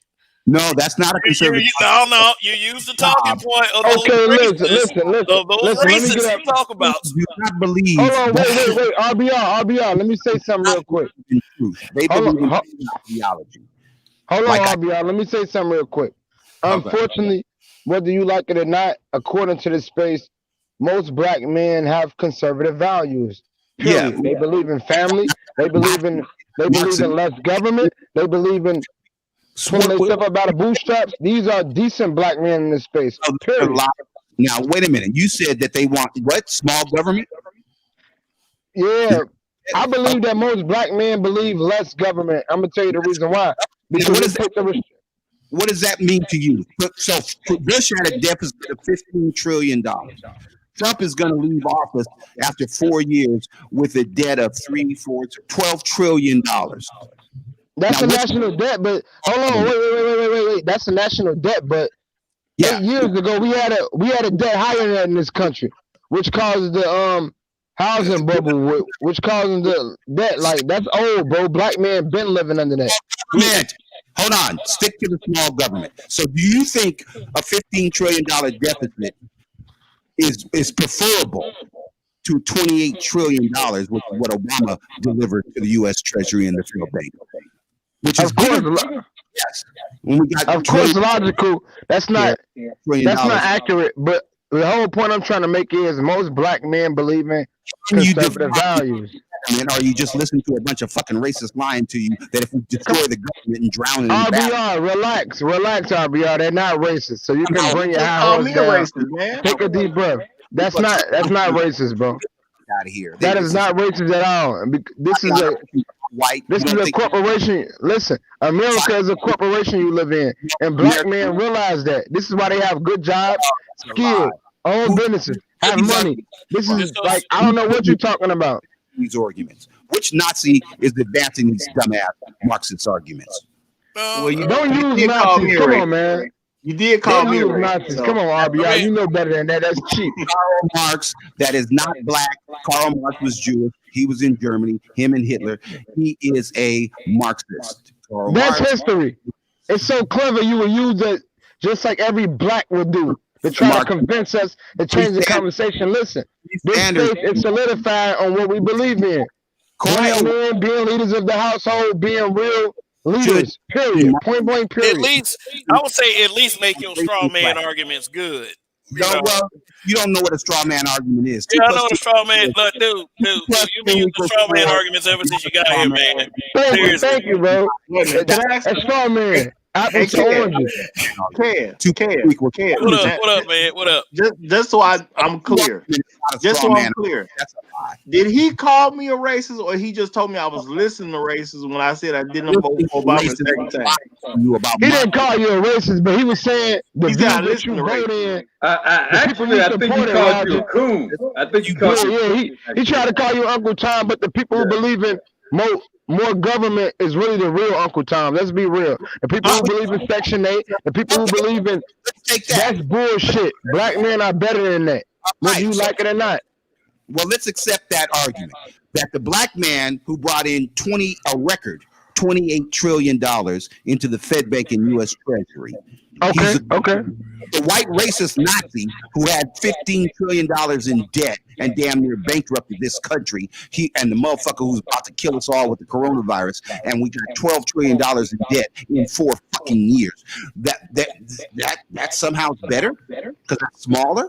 RBR. Listen. Whether you like it or Obama. not. Hold on. RBR. Whether you like it or not. RBR. Can I say something, brother? Real brother, let me say something. Listen, whether you like it or not, black men understand what we're dealing with.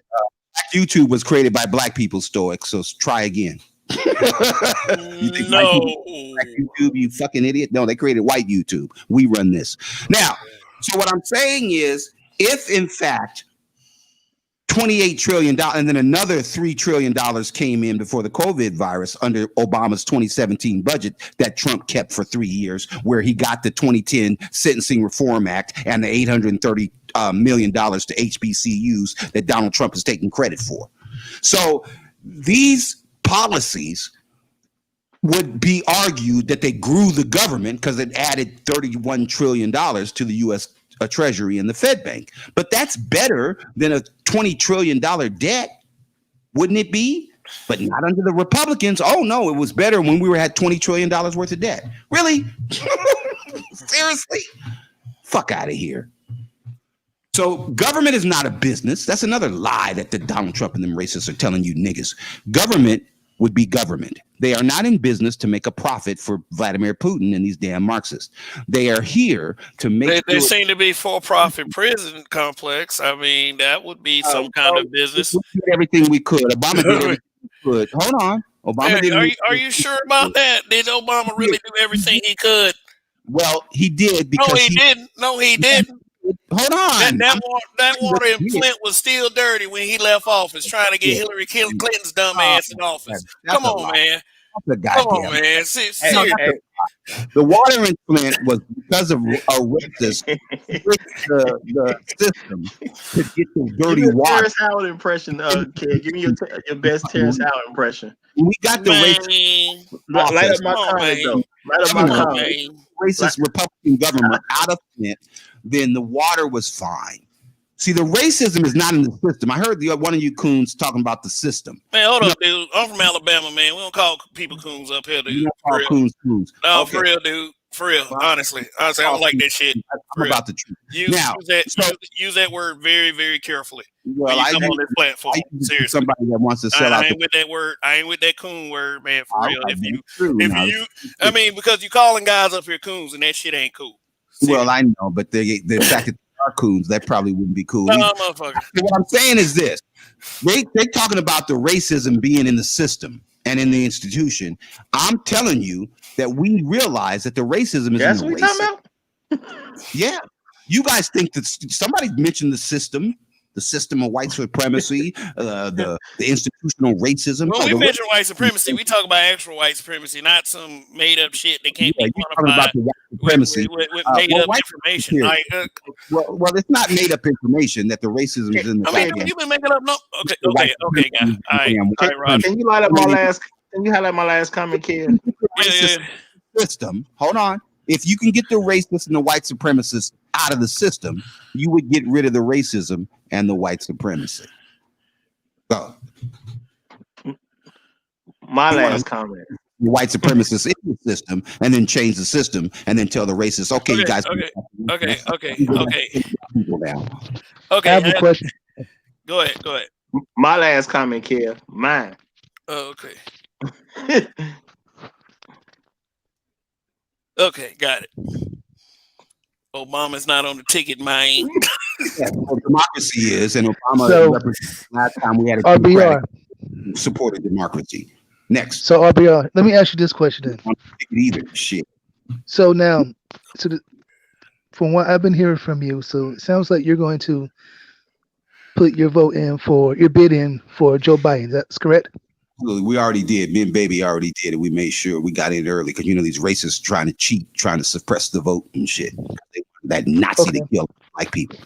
But go ahead. So, what policy have you read that Biden and Harris are going to implement once they're offered in office that would benefit? Wait a minute. Can I finish? Please. Vice That would President benefit. This coon ass niggas asking me about what policy Obama had for 8 years when Biden was his vice president. So Scottie Pippen, right? Let's look at Man, Scottie you Pippen. can't stop using the word coon and just respect the panel, man. Come on. Please, Man, we come on, respecting man. you, man. We respecting We you, man. asked you nicely. You're not expecting me by asking me what policies Joe Biden had. No, bro. He asked you nicely not to use the word coon on his platform. He asked you nicely, bro. Come on, man. Now, Scottie Pippen. Now, if Scottie Pippen were to start a team, now keep in mind he was on the Bulls. They won 6 NBA titles. Would Scottie Pippen fashion his team after the Chicago Bulls that won the 6 titles, or would he fashion the team after the Utah Jazz because they were white? They were conservative. They wanted smaller government. Can I speak for a second? Go ahead, Zach. Go ahead, Zach. Have it.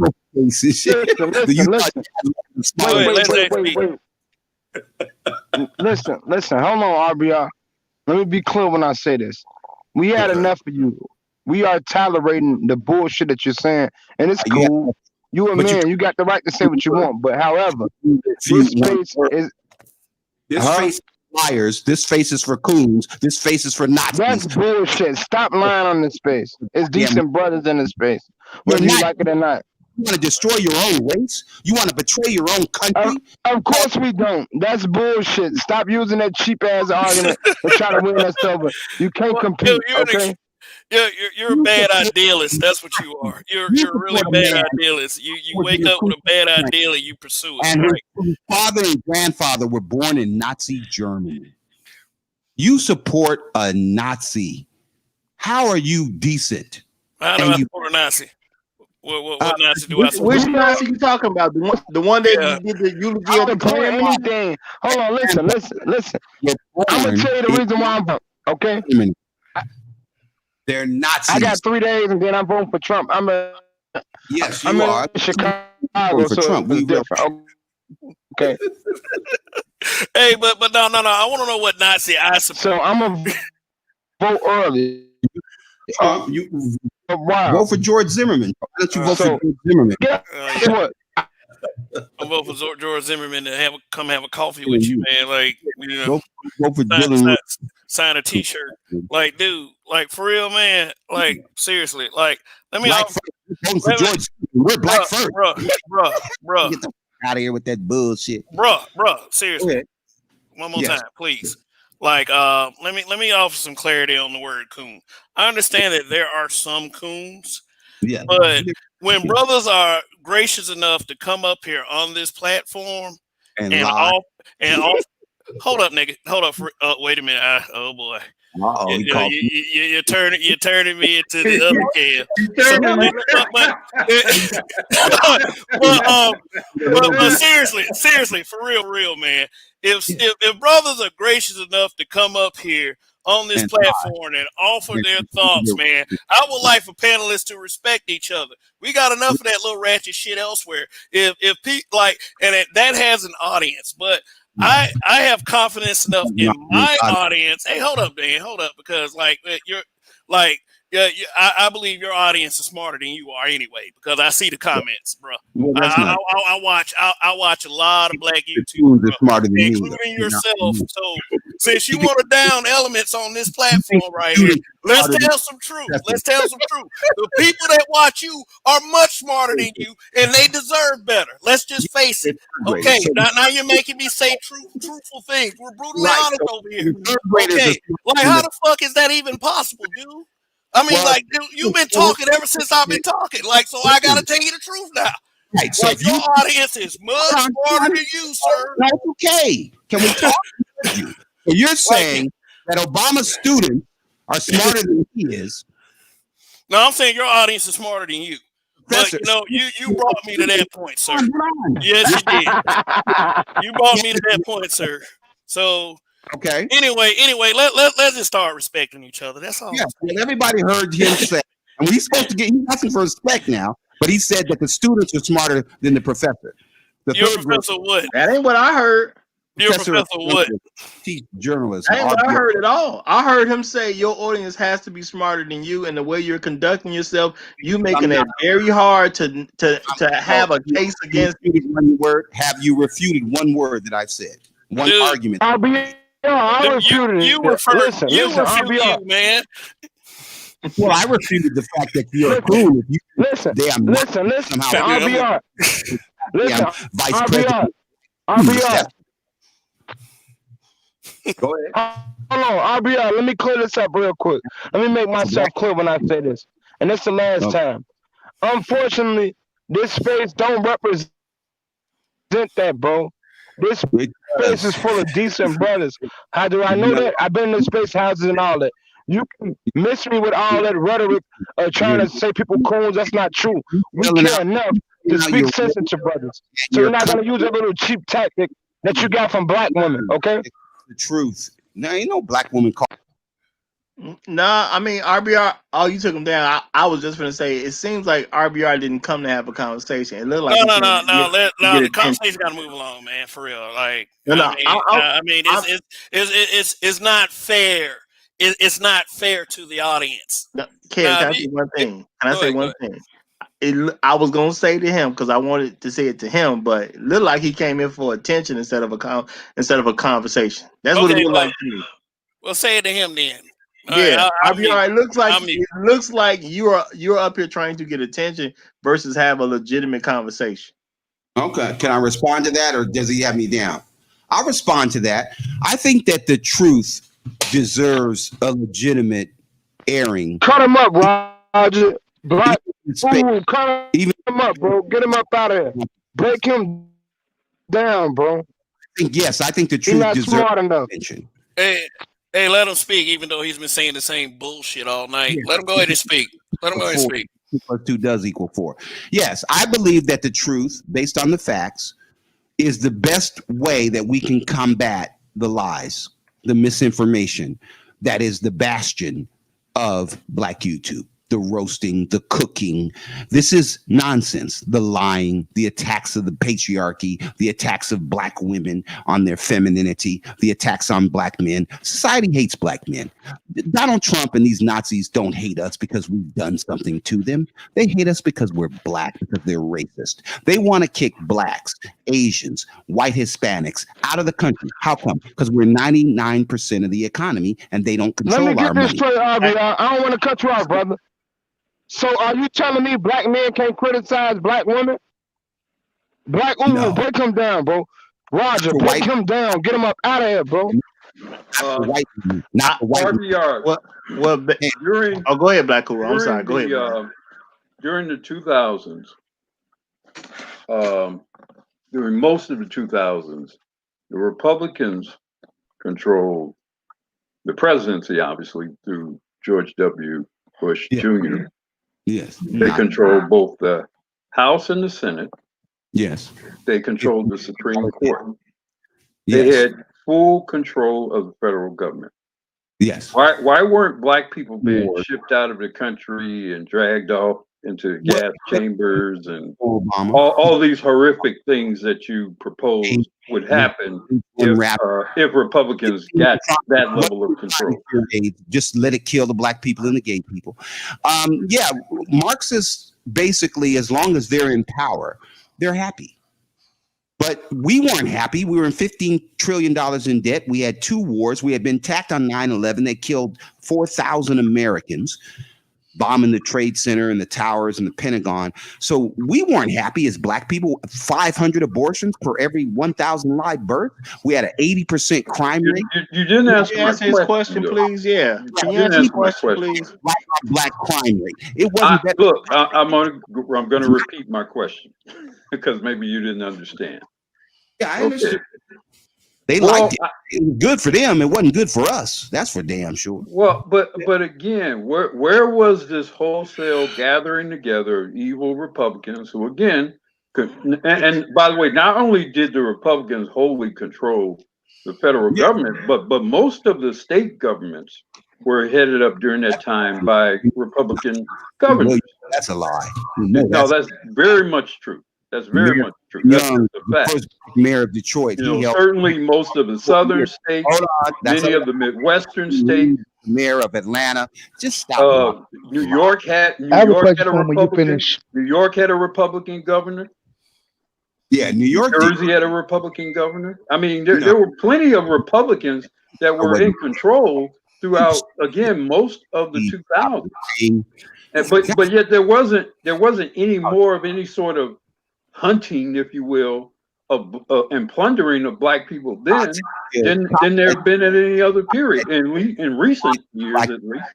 Well, whites had killed 20,000 unarmed black people since 1980. Okay, that does not at all address RBR. We had an 80% higher black on black violent crime rate. Our abortion 80% higher. It was better for who? It was better for the Klan, the Nazis. So I'm going to infer from your response that you cannot actually answer in the affirmative why there hadn't been more Holocaust of black people associated with Republicans. There is no recent actual evidence of killing people when they were in power. Wait, hold on. They didn't have a problem with killing black people when they were in power. Now, when they weren't in power, when that black genius was in power, then yeah, they were killing black people because they wanted to be in power. And now that they're in power, they've unleashed the fucking coronavirus and they think they're going to kill all of us. Wait a minute. Who is okay. Well, you know what? Black Guru, you know what? I didn't really know RBR. I've heard people have mentioned his name a couple times here and there. I gave the man benefit of the doubt. I really did. Now I'm starting to understand why people were warning me about RBR.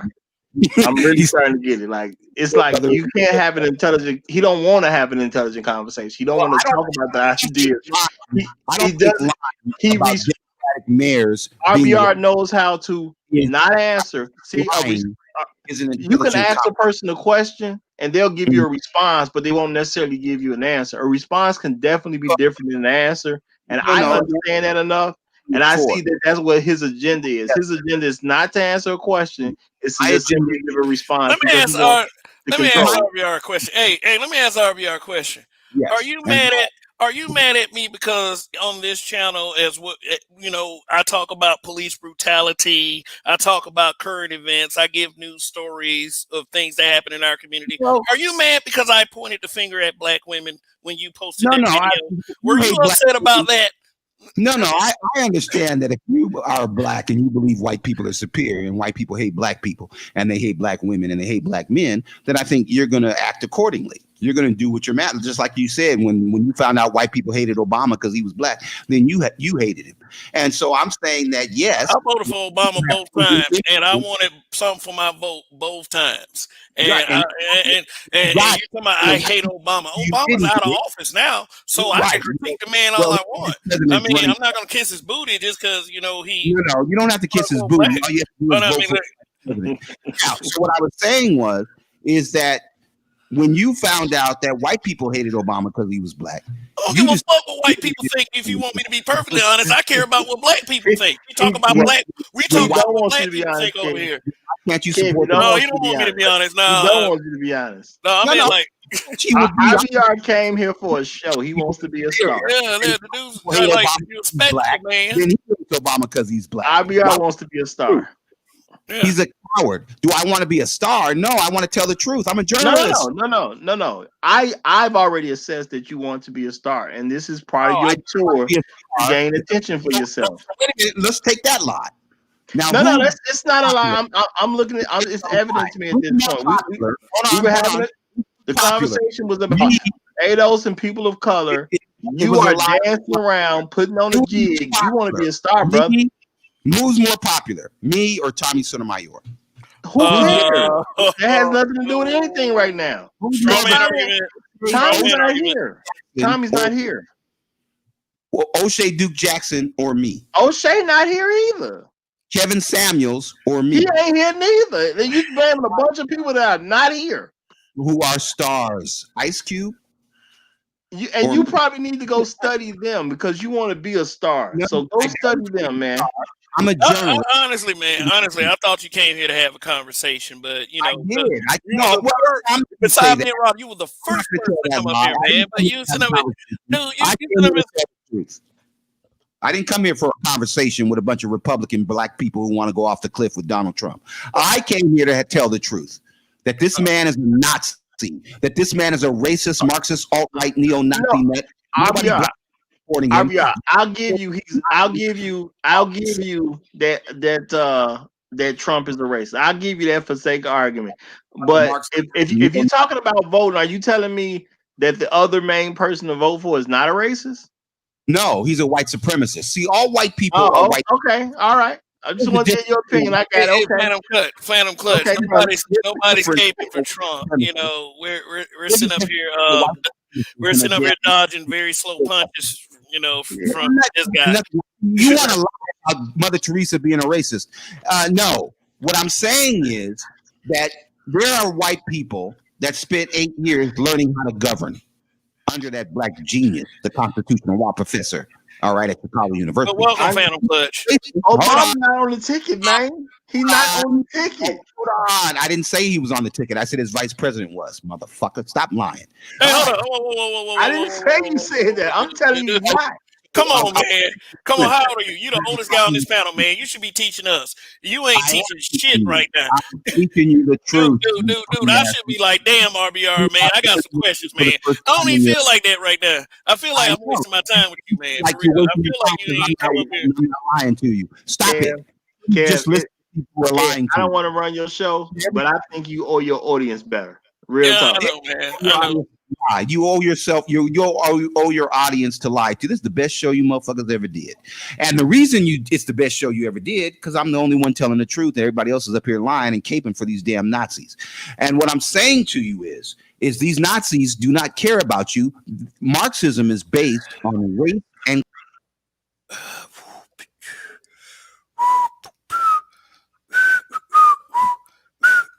yeah, you know what, fellas?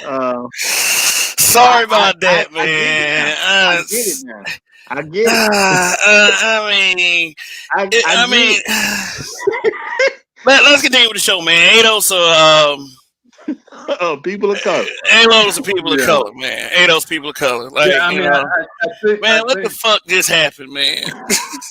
Yeah, I think it's unfortunate that, I don't want could have had a very interesting I don't want to do that with some of the people who have come and gone, and the latter part being likely due to the presence of RBR.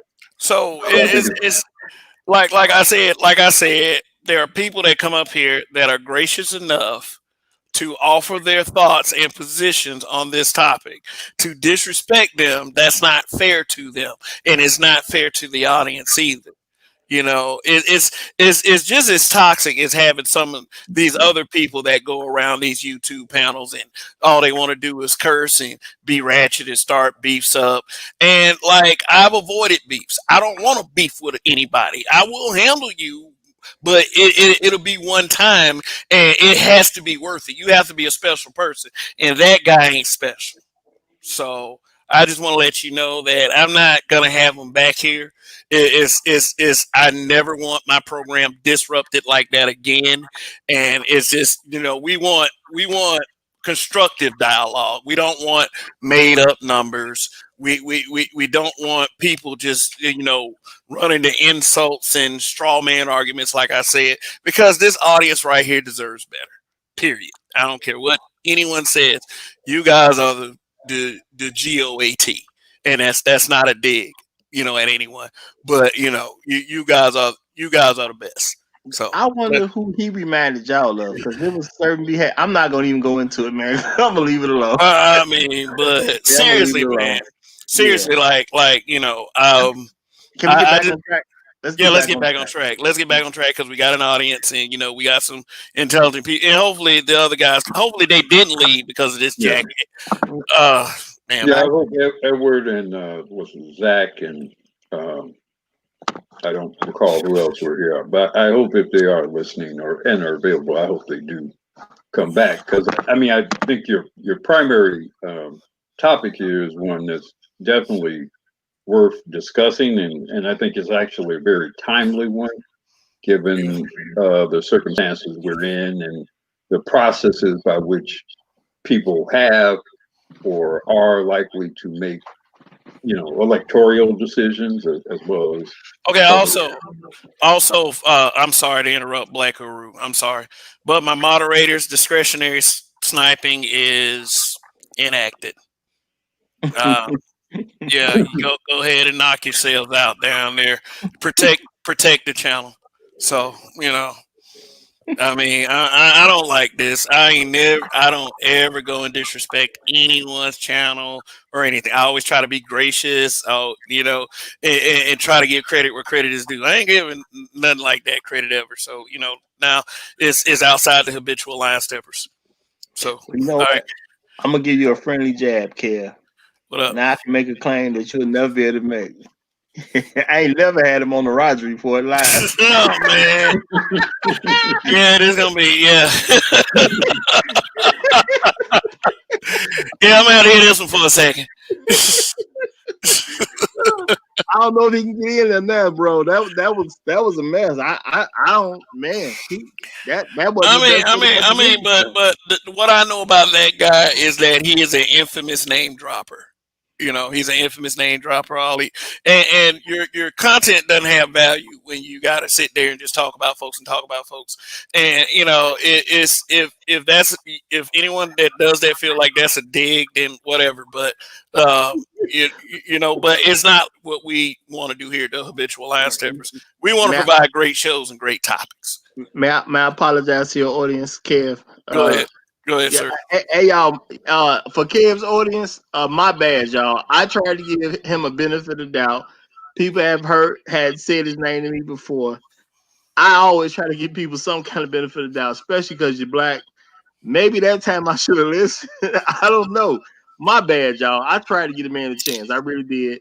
My apologies. But back to this topic though. I was talking about people of color. Just basically is that Democratic way and that Republican way of that benign neglect for black folks, and we got to really get past that. And are white women included in people of color?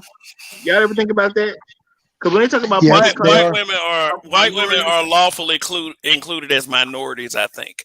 But people of color and minority seems to be terms that are just about interchangeable. They are. Okay.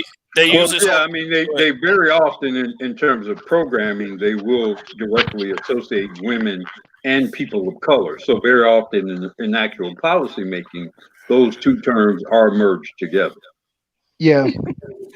It's meant to quote unquote cover almost, if you will, the basis of minorities. Yeah, it's basically a way of saying everybody but Caucasian males. Right. Mm-hmm.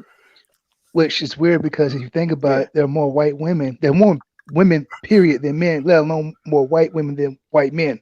Yeah, But that's why you know see, it was fraudulent to begin with well, when they yeah, included white women in any sort of civil rights programming.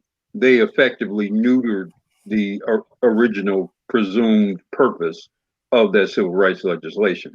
Because here's the other thing too: not only are there more white women than there are any other single demographic group in this country, almost all of them end up married to, born from, etc., white men. So there is no real effective separation between them and that one group of people who are supposed to be excluded from the programming, which is white men. So the fact that they're going to yeah, marry white men, the fact that they're going to give birth to white men, the fact that they're going to be produced by white men effectively meant that any inclusion at all of white women in civil rights legislation was an overt preemption of the original purpose of civil rights legislation. So, Black Girl, since you're old enough, do you mean to tell me if I was a white man, I can have a successful business and get government contracts and different things like that, and and I can basically get what was meant for black men and other quote unquote people of color, and just send my white wife in there for me It instead? happens all the time. It happens at the federal level, state level, at the county and city and village level, all throughout this country. All throughout this country, it, programming that was originally supposed to be geared, originally was actually supposed to be geared specifically for black men. But yes, all those employment opportunities, all those contracting opportunities, consultation opportunities, educational opportunities, all those things that would have, under the original legislation, would have gone primarily to black men and boys, have gone to everybody else statistically almost but black men and boys. Yes. It was a wholesale just it's been theft. It's been theft. So when they ask that question, where the white women at, we finally got the answer. They over here taking our stuff. Exactly. That's where And, they at. and guess who helped them the most?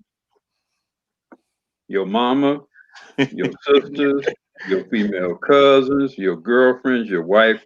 They helped them the most because they enabled and empowered and legitimized, including white women, as being part of the overall quote uh, minority status. So when you have these conversations, about the status of black men, and when you mention black women, and there's always this, oh, now you guys can't do anything but talk about pussy. Man, pussy is the least of it. The stuff that has gone on has been treasonous, and it has had a cataclysmic effect on black men economically, educationally, with respect to employment, certainly with respect to legal decisions, court decisions, and et cetera. So, and I know we're kind of slightly going off topic, maybe, but well, we're on topic to the degree in which uh, people of color, as we originally said, very often is indeed coupled with white women. That is definitely typically how the programming works. And if you look at all the state and federal contracting or whatever, that's exactly how it works. I just wanted to bring that point out just in case it wasn't connected in people's mind, because I think people kind of knew, but they don't really make that connection that white women are included in people of color. So anytime somebody say people of color and you got white women there too, if you're going to choose the people of color you give help to first, why wouldn't you choose your own white woman?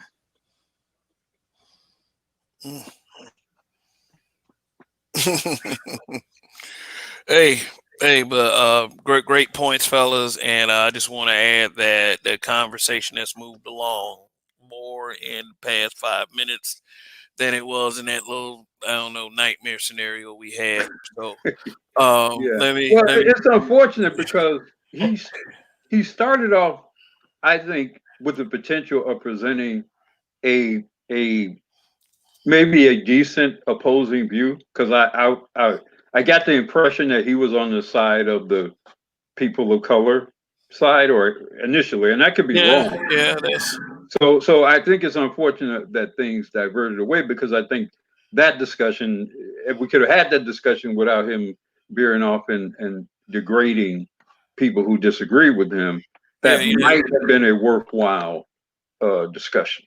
yeah. That you see that on the screen. That's a person of color. Yeah, yeah, that's definitely a personal color. Yeah, Yeah. yeah. That's what we're talking about here. That's probably what he does before he goes to bed every night with a bowl of ice cream. But I'm done with the digs. I'm done with the digs. I don't. Okay, Yeah. okay. All right. But But I'm going to offer a complexity in this discussion that may discomfort some, depending on yeah. where you come from. But I think there are three parts to this. This is brutally honest. Go right I ahead. think there are ADOS. I think there are black, and there are people of color. And my point is, in that black category of non-ADOS, a lot of programming that, again, would have been initially designed to help initially black men or black people who were descendant of slaves. When you look at the matriculation, the black matriculation in Harvard and Yale, and hell, even many HBCUs, when you look even at the contracting levels of black companies, there's a high percentage, and in many cases, a majority percentage of considered to be black that is actually not descendants of slaves.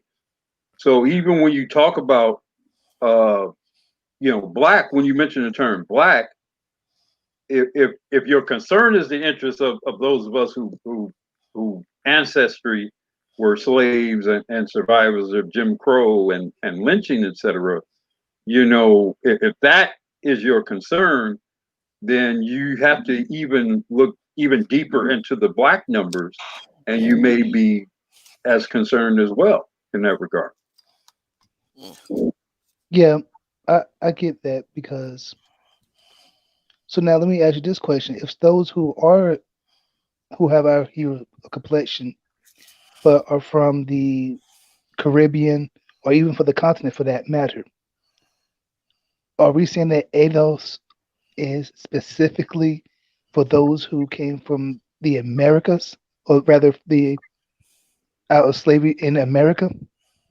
Because from my understanding, To my knowledge, yeah, by definition, to my knowledge, we're talking about descendants of American slavery, of continental American slavery. So that would exclude Caribbean, African, and other non-American diaspora people of other non-American diaspora origin. but now let me ask this question. I'm just asking the question, by the way.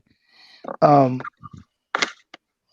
but didn't the same people that enslaved those on this continent also did it on the continent of Africa?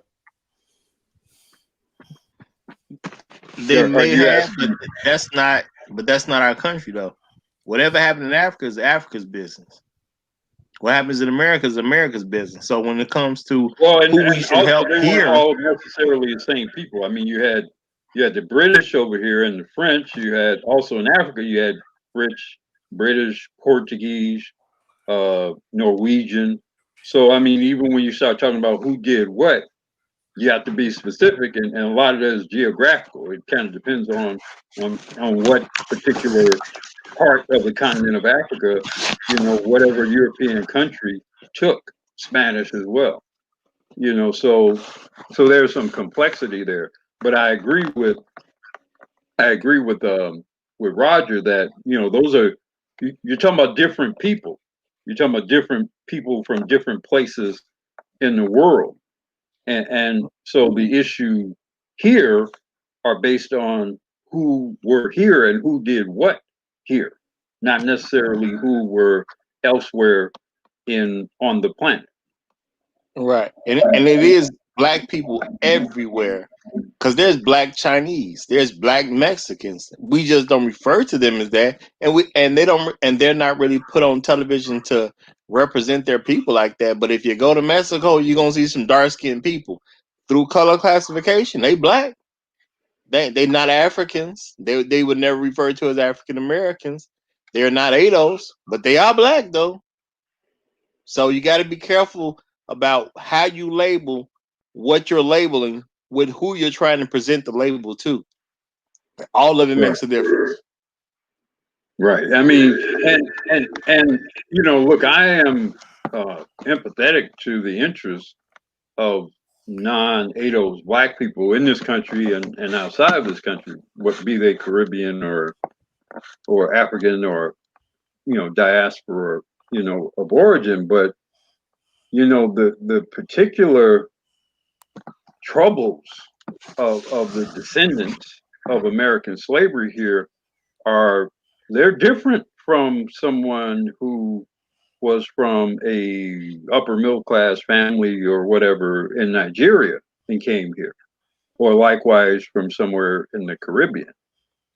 And so, like I said, I mean, a lot of this programming was set up originally for a certain group of people and have to a large extent, and I would dare say to the majority extent, have gone everywhere but for that original group of people. And some of those people who have intruded, quote, intruded in that space are also black. And I think that's something you got to have in this conversation. Hey, hey, let me add something real quick.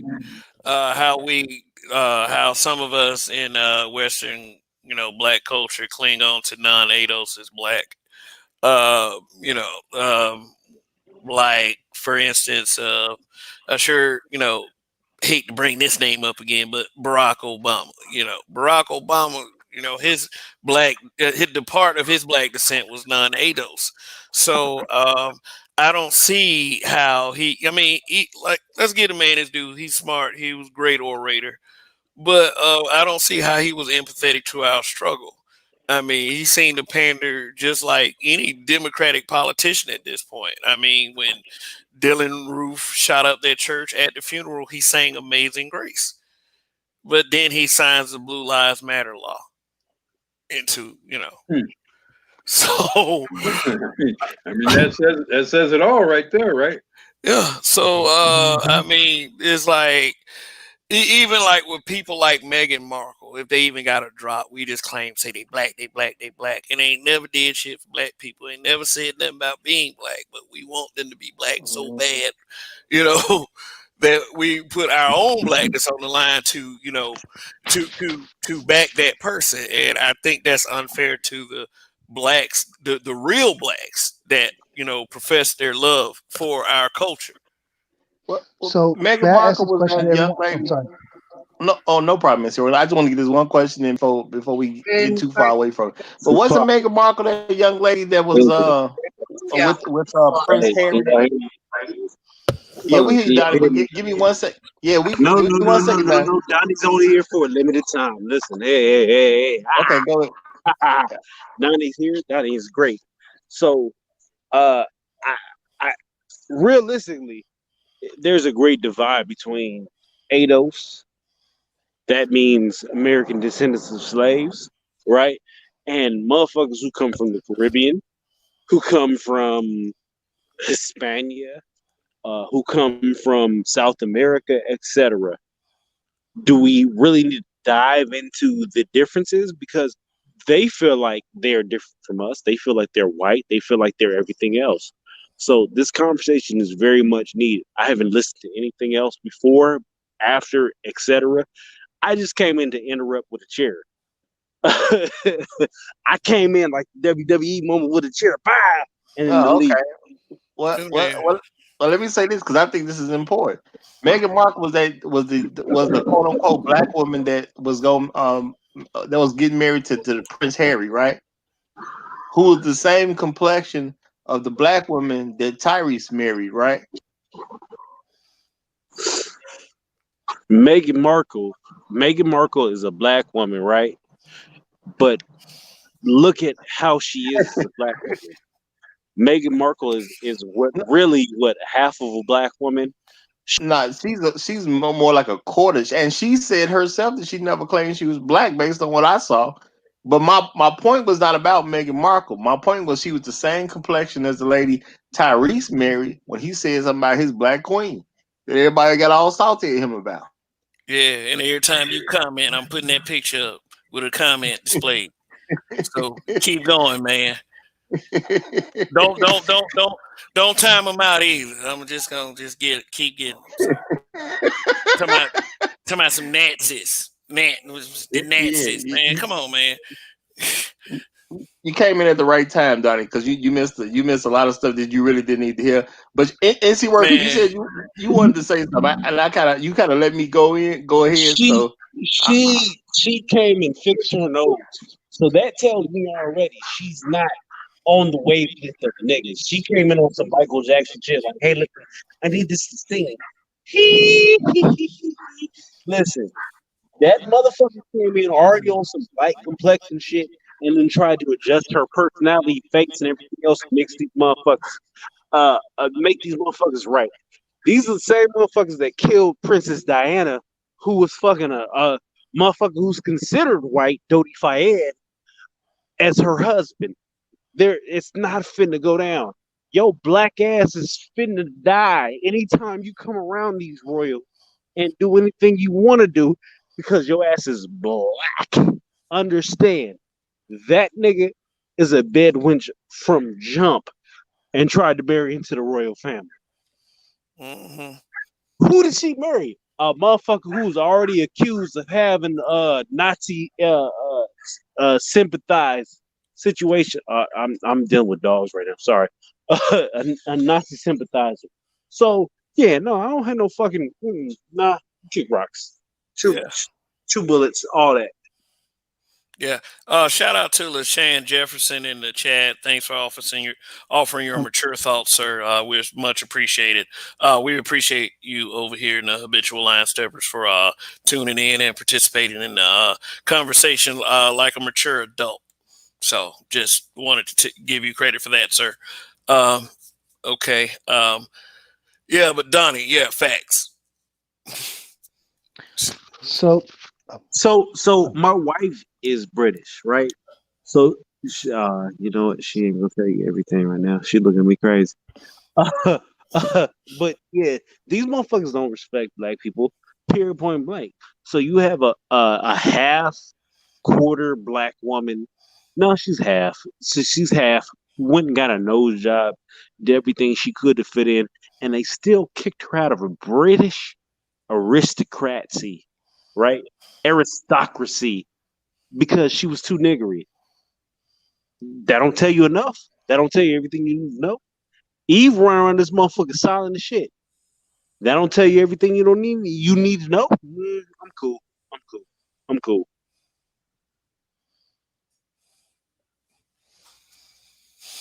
I get Okay. his points. I get his points. mhm. All And right. So see what? my, Oh, go ahead, NC. My bad. okay. No, you fine. You finished? No, go ahead, brother. I go ahead. Go Okay, see what you want okay, to say. I appreciate it. So my question was to everyone. All right. So we always talk about being black. What makes someone black aside from the color of their skin? The fact that you claim it. That let me say it off top. There's a whole lot of everything in between. The fact that you claim that you're black, that makes a difference to me, right? You could be Mhm. 145th black, right? But the fact that you claim and you're willing to go through the struggle that comes with everything to it, that means you're black to me. However, you have people like who are Rachel Dolezal, who are not at all in minutely black. They will come and say, "Oh, well, I'm black. I have black kids." Nah, bitch, that don't make you black. uh, you have to go through the struggle to be black, right? There's a struggle that comes with being black. There's people who are out here who don't qualify as black, have no problem with saying that they're black because it gets them benefits. There's a difference. You have to pick in between. At the end of the day, when you can't say that you're somebody else, that makes a difference. Yeah, and I say this too, because can't nobody really misconstrue what he said. It's even rich blacks that go through black people problems. You can be rich as I don't know what, but you riding around, a cop get behind you simply because you black, and sometimes your car too nice. You know, yeah, for a lot of black folks, your car too old. Your car's not in good enough condition. But if you got too much money for their comfort, then they're gonna pull you over because your car too nice. Mm, So even rich black folks deal with black people problems. They go through that black struggle. mm. Being black, living it, breathing it, acknowledging it, and it's something that no one can take away from you, no matter how hard they try or whatever your political designations are, as long as you're not doing anything to harm the community directly, then your blackness is intact. But if you are, however, a weak representation, not willing to defend from what's wrong with us, even if it's other black people, I think your blackness is weak. And I see displays of weakness, but I also see displays of strength as well. Mm-hmm. So that's that. The meaning of black, you're born with it, you live it, you breathe it, you love it, If basically. you if you ain't gonna die black, you ain't black. That's how I look. You got to be willing to die black. Okay, Mhm. they told me I got two things that I got to do. I got to stay black and die. Those two things Yeah. I can't get away from. So if you ain't gonna die black, you ain't black. You know why I think they do people of color? Like we have this little, and you hear these two words being put together quite often, but people don't know the real meaning of stuff like this. They use it to jab at folks for dating outside the race. And believe me, a lot of people who date outside the race are blacker than a lot of people who date in, and it's just by their actions. Some y'all be saying skin folk ain't kinfolk. Some of y'all are off out there. Some of you are off out there. But damn, I lost what I was saying. But shit. Anyway, let me catch myself. Let me catch myself. Uh, hey, Your somebody lips, else can speak while I your try lips black, your gums black. to. Sounds like you need a Everything dentist. about you black. I'm sorry. Sounds like you need a dentist or a dental hygienist. I'm sorry. But see, the thing is, if you're like a Democrat and you're a Joe Biden supporter, and I'm and sorry. you're and you're a Selma. black person, and you're looking at that interview with Charlemagne the God, and Joe Biden points at the screen. If you can't figure out whether you're for me or Trump, then you ain't black. Like, how can you not think of this man as an absolute joke? Oh, also, he authored the 1994 crime bill, which I know black people supported. I know black people did, but it doesn't make it any more right. It doesn't. Well, I'm gonna say Right. this: Well, if Joe Biden can determine your blackness, you ain't black. the population of blackness just got a lot smaller then. Oh, okay. Yeah. I was saying that some people who date out love the black people more than some people who date in. That's what I said, and that's the truth. Like, I mean, you have like let me give some examples. You got Herman Cain. He's dead, granted, and then you got Robert Smith, who's alive. You know, people say that people who date out and marry out, that they don't appreciate their blackness, and when they get rich they're gonna die, and all of their money is gonna go to white people, and get blah blah blah. But what I think Robert Smith did, and correct me if I'm wrong, is put money into the black community, contribute to what could start as generational wealth, and that's not harming their community. That's helping their community. And he going through black struggle because of it. What Yeah, happening to him now? They yeah, all in the taxes now. yeah. They're all over his taxes. They're all See, over his taxes. that's the rich people black struggle. So I just want people to understand that rich black people go through a struggle too. Mm. I think sometimes we get so wrapped up in the blackness of being black that a lot of times when something goes against the grain of our ideology or our thought process of what we call or what we consider to be black, that it becomes foreign to us. And that's when all the name calling comes about to be.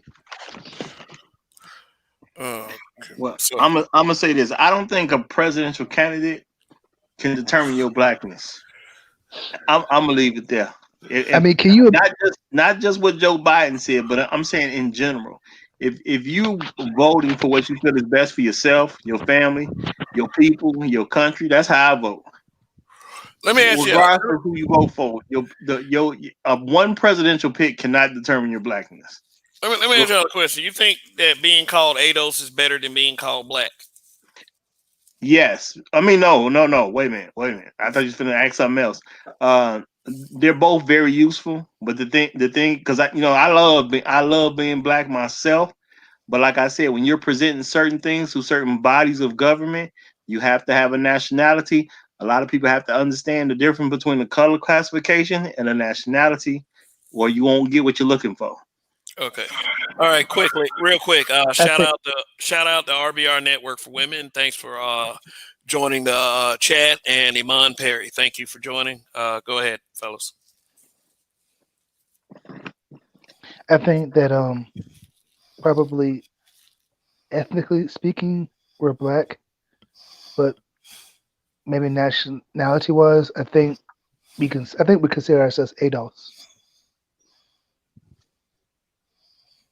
Mm. Well, Yeah, I AL mean, I think I'll pair it with Roger and what NC Worker said, and like I was saying earlier, when you look at, if you're going to be vying for your position uh, along trying to, get a better deal for Black people, and particularly people, the Black people who actually helped to build this country at its foundation, you do have to be specific about who you are and who you are not.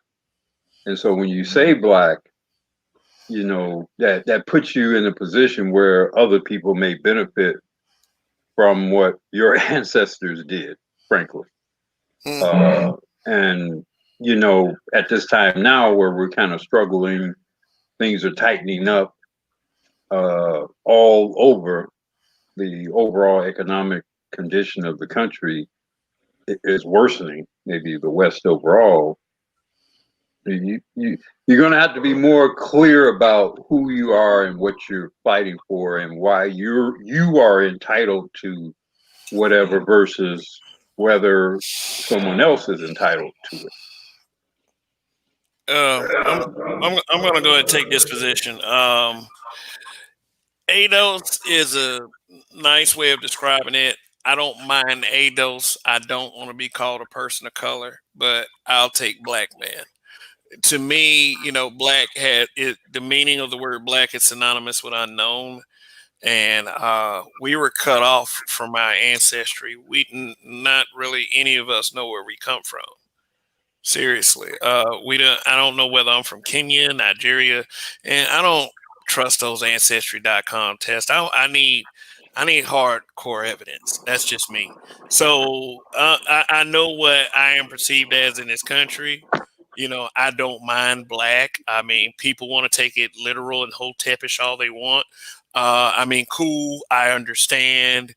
I do respect the information if it's true and it's indisputable, but I don't mind the designation black man. That's just me. I love it. I'm gonna stay black till I die. That's real talk. Oh yeah, I'm yeah. The trying to get poll. as black as Black Uru. Real talk. All right. Shout out to Stoic One and Belize and Bang. Welcome. Yeah. The whole, And I meant that the in a whole. complimentary way, Black Guru. You know that, right?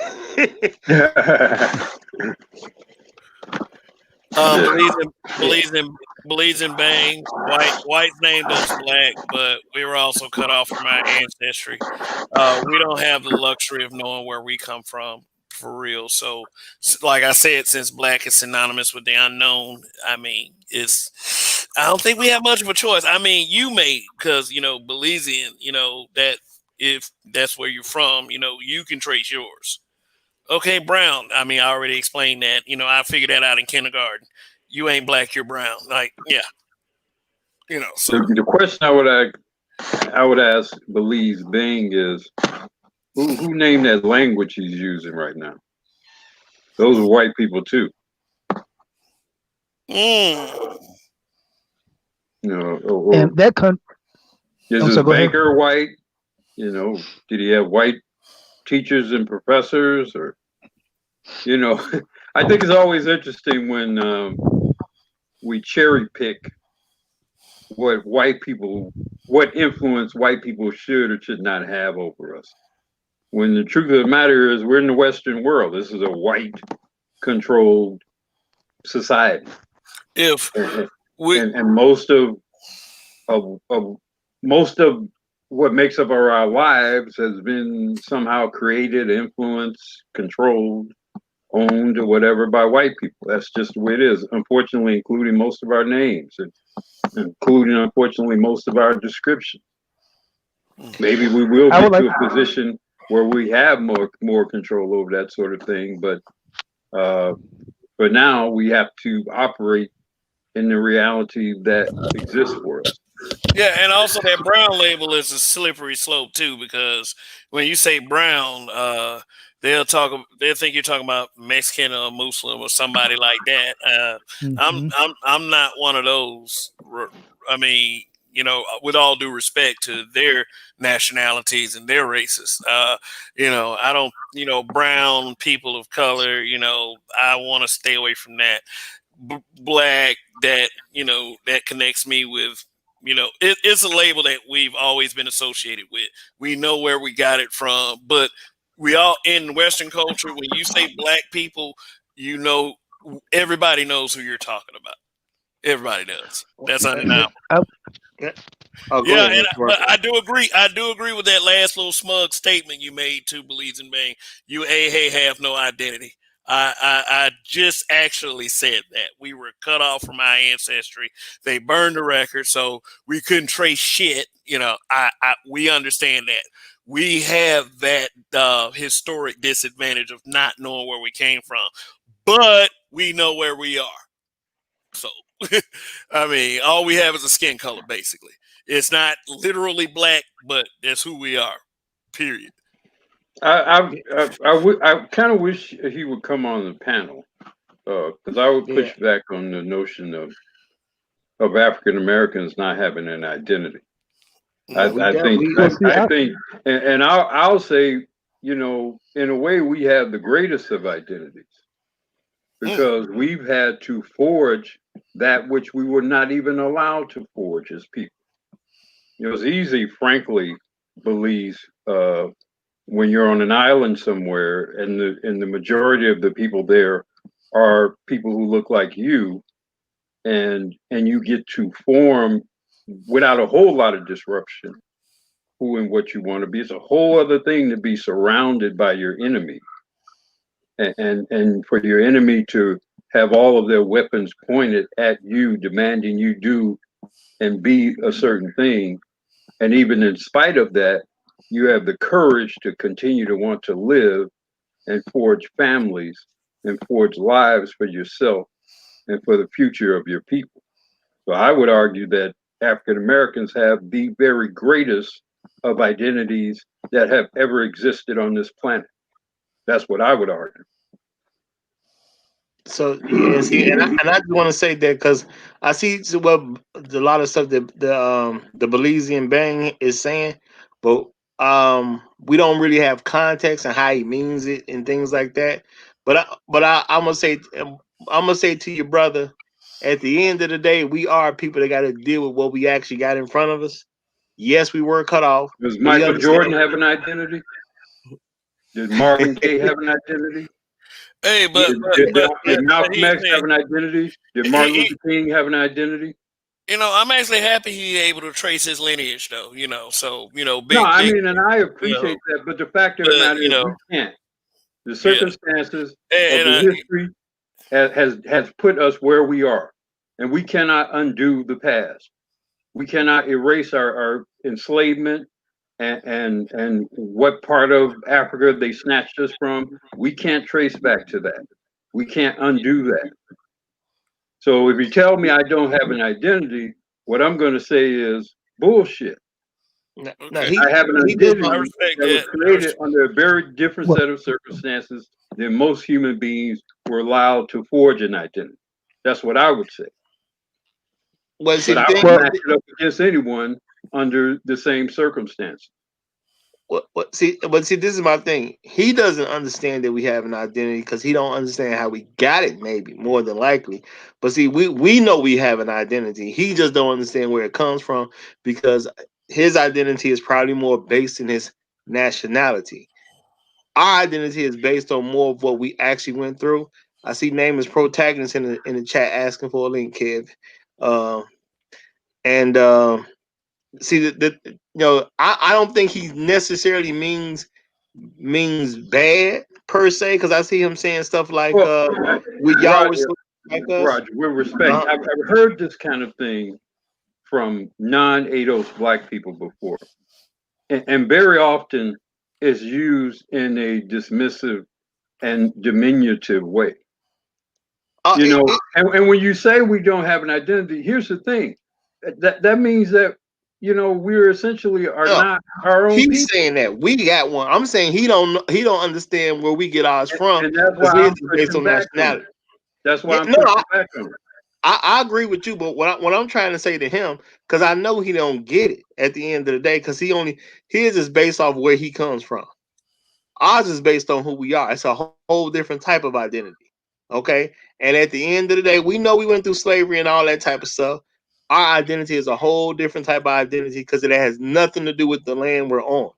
It has Well, something to I do. disagree. I disagree with you. I was born in the Mississippi Delta. Being from the Mississippi Delta is a factor in who and what I am. What? It Yeah, definitely was yeah, a you're right. factor in You're who right. and what my mother and my grandmothers and my father and my grandfathers were. Well, now you right because I say all the time I'm from Chicago and it definitely plays a big factor in my life. But what Exactly. my point is because he said something about AA meaning African Americans.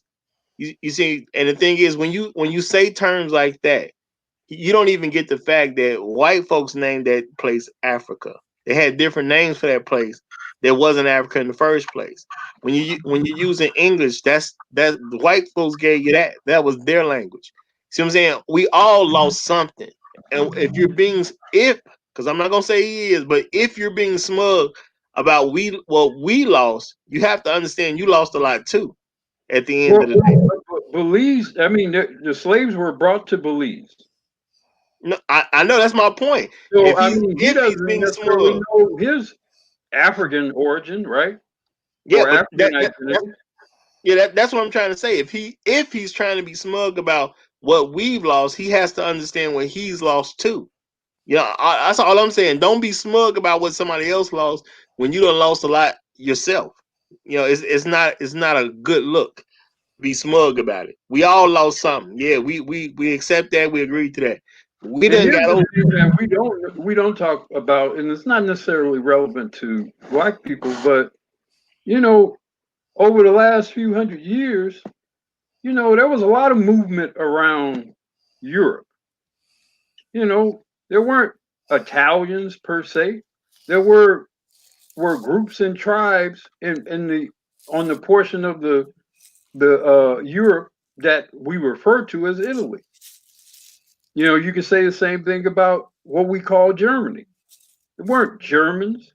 They were groups of people from various factions of people within the landmass we now call Germany. And those people, when they came under the rulership of some higher power, They lost their identity too. Many of them fairly recent in human history, going back to World War One. Even much of the world, much of Europe that existed then was wholly changed then. And people who were in one tribe or in one kingdom were surmounted by some stronger people or greater people from another tribe on near or adjacent to that same landmass. So when you start talking about identities, we all, to some degree, all human beings, certainly in the modern world, have suffered some rearrangement of identities. Certainly, the English put upon the certainly the Scottish, certainly the people from Ireland. So this whole identity thing where it's African Americans, you people don't have an identity. I'm calling bullshit on that. You're right to do so, Black Rule. All I'm trying to say is I get that he don't get it. That's basically what I'm trying to say. And if you pick up a map from probably about just 300 years ago, you're gonna see a bunch of other names. You know what I'm saying? You're gonna see a whole lot of little smaller countries. So if you pick up a map from 500 years ago, you may not see any of the names that you see today. Exactly. Exactly. So I just want to say one thing. Number one, he made an acquisition or claim that, quote, ADOS and FDA, in other words, American descendants of slaves and foundational Black Americans, hate Caribbean immigrants. I'm going to say first and foremost, he said that. That's what he. And I hadn't even. That's what he led into that. I wanted context. But that. See, Roger, so and I'll let you go. This is where I'm getting. I just want to. Okay, go ahead. I'm sorry. Go ahead. I'm saying this because he has an entire perspective he is skewing with regards to making that statement. I looked at his channel and it looks like a lot of his content is centered around this idea. So he has a presupposition. So I don't have a problem with you, brother. I got a problem with your predeterministic ideas. You've got no clue of who these people are up here on this panel. Some of us are so pro-Black, pro-Pan-African. You won't even understand that statement you made was not only disrespectful, it was off. It was off entirely. We sit here and we fight so much in this space to communicate the need to follow the ideas that Garvey was talking about so we can get ourselves out of this ridiculous economic scenario. And you want to sit here and use this rhetoric that you can't even support with facts? Nameless. And here, I'm getting to that. I want to get... I'm getting to this point. Senior years, they were trying to kick Black Caribbeans, especially Haitians, out of this country. It was the non-identity African Americans in Congress, in local cities and whatever that fought against that. Let me get to my point here. Let me get to that point because it's a matter of historical fact. That's records he can go on Google, but he has to get over his bias for that first. We need to deal with this word Black. That is a designation because this country has been based on a caste system. Black people had nothing to do with that. And I can walk around all I want in this country and say, I'm whatever, insert the blank for verb you want to use. That word Black is on my birth certificate. That word Black is something that is going to be designated when it comes time to creating a voting demographic. Negro is on my birth certificate. Negro's on my birth certificate. Well, I guess it depends on the time that you came in. Nobody wants smoke with anything. What we want you to do is correct your language and correct your misconceptions. Nobody in here said anything hostile towards anybody of African descent, period, because that would not only be hypocritical, it wouldn't even be constructive. We can talk about policies that did target us differently because it did. But to sit here and say, one, we don't have an identity, and then two, try to compare our experiences, which were uniquely different, they were intrinsically different, tells me you haven't done your research at all.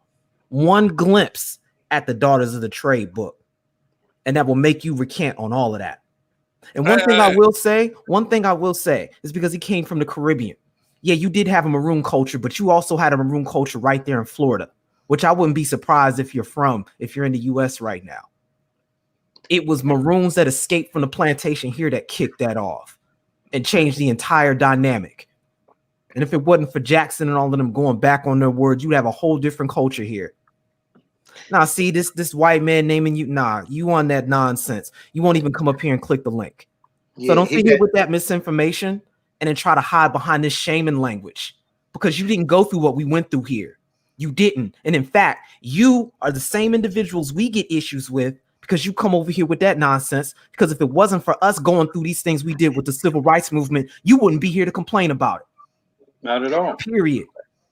the more And that's why I responded to. See, I'm familiar with what that kind of language means, Roger. Kevin, I know when black people, non-ADOS people, start referencing to ADOS people not having an identity and all that type of stuff. So, and some of my best friends, quote, some of my best friends are African, are Nigerian, are Ghanaian. So I don't have an issue at all with non-ADOS black people, none whatsoever.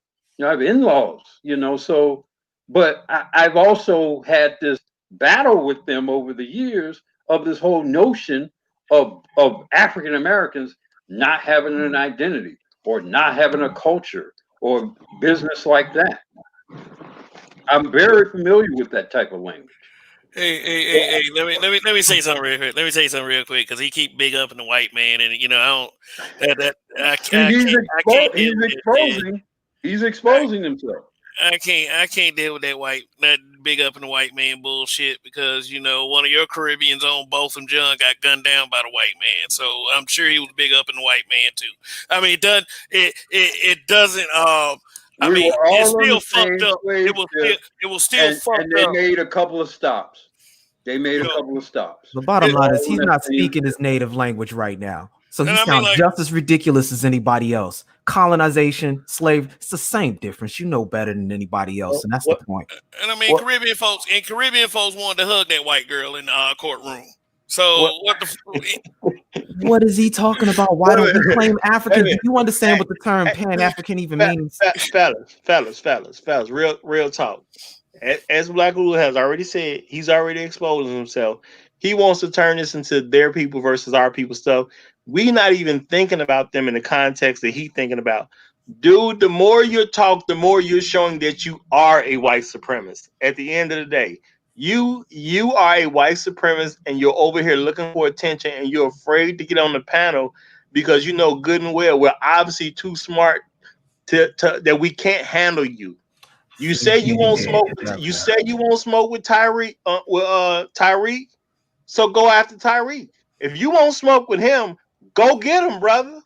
Why are you over here? Man, say we didn't get hanged. We didn't get hanged either. Shit, we sitting right here, man. Cut that bullshit. Cam, don't do that to him. The man literally typed out he won't smoke with Tariq. Talking about Tariq Nasheed. He typed that out. So go after him. Here, man. So go after him, dude. Yeah, make a video. Make a video. See if he'll pay attention. No, the thing is, he want us to have a problem with his people, so he can say something and then say, "Hey, these what these black guys said about y'all." We ain't even thinking about his people like that. And that's the reality you need to know, brother. We're not even thinking about y'all like that. This conversation ain't really even about y'all, brother. At the end of the day, we're talking in the context of white folks trying to deny black people stuff. This really don't have nothing to do with you. Maybe you saw people of color in the title and you thought it really makes you, but no. No. We don't do threats here.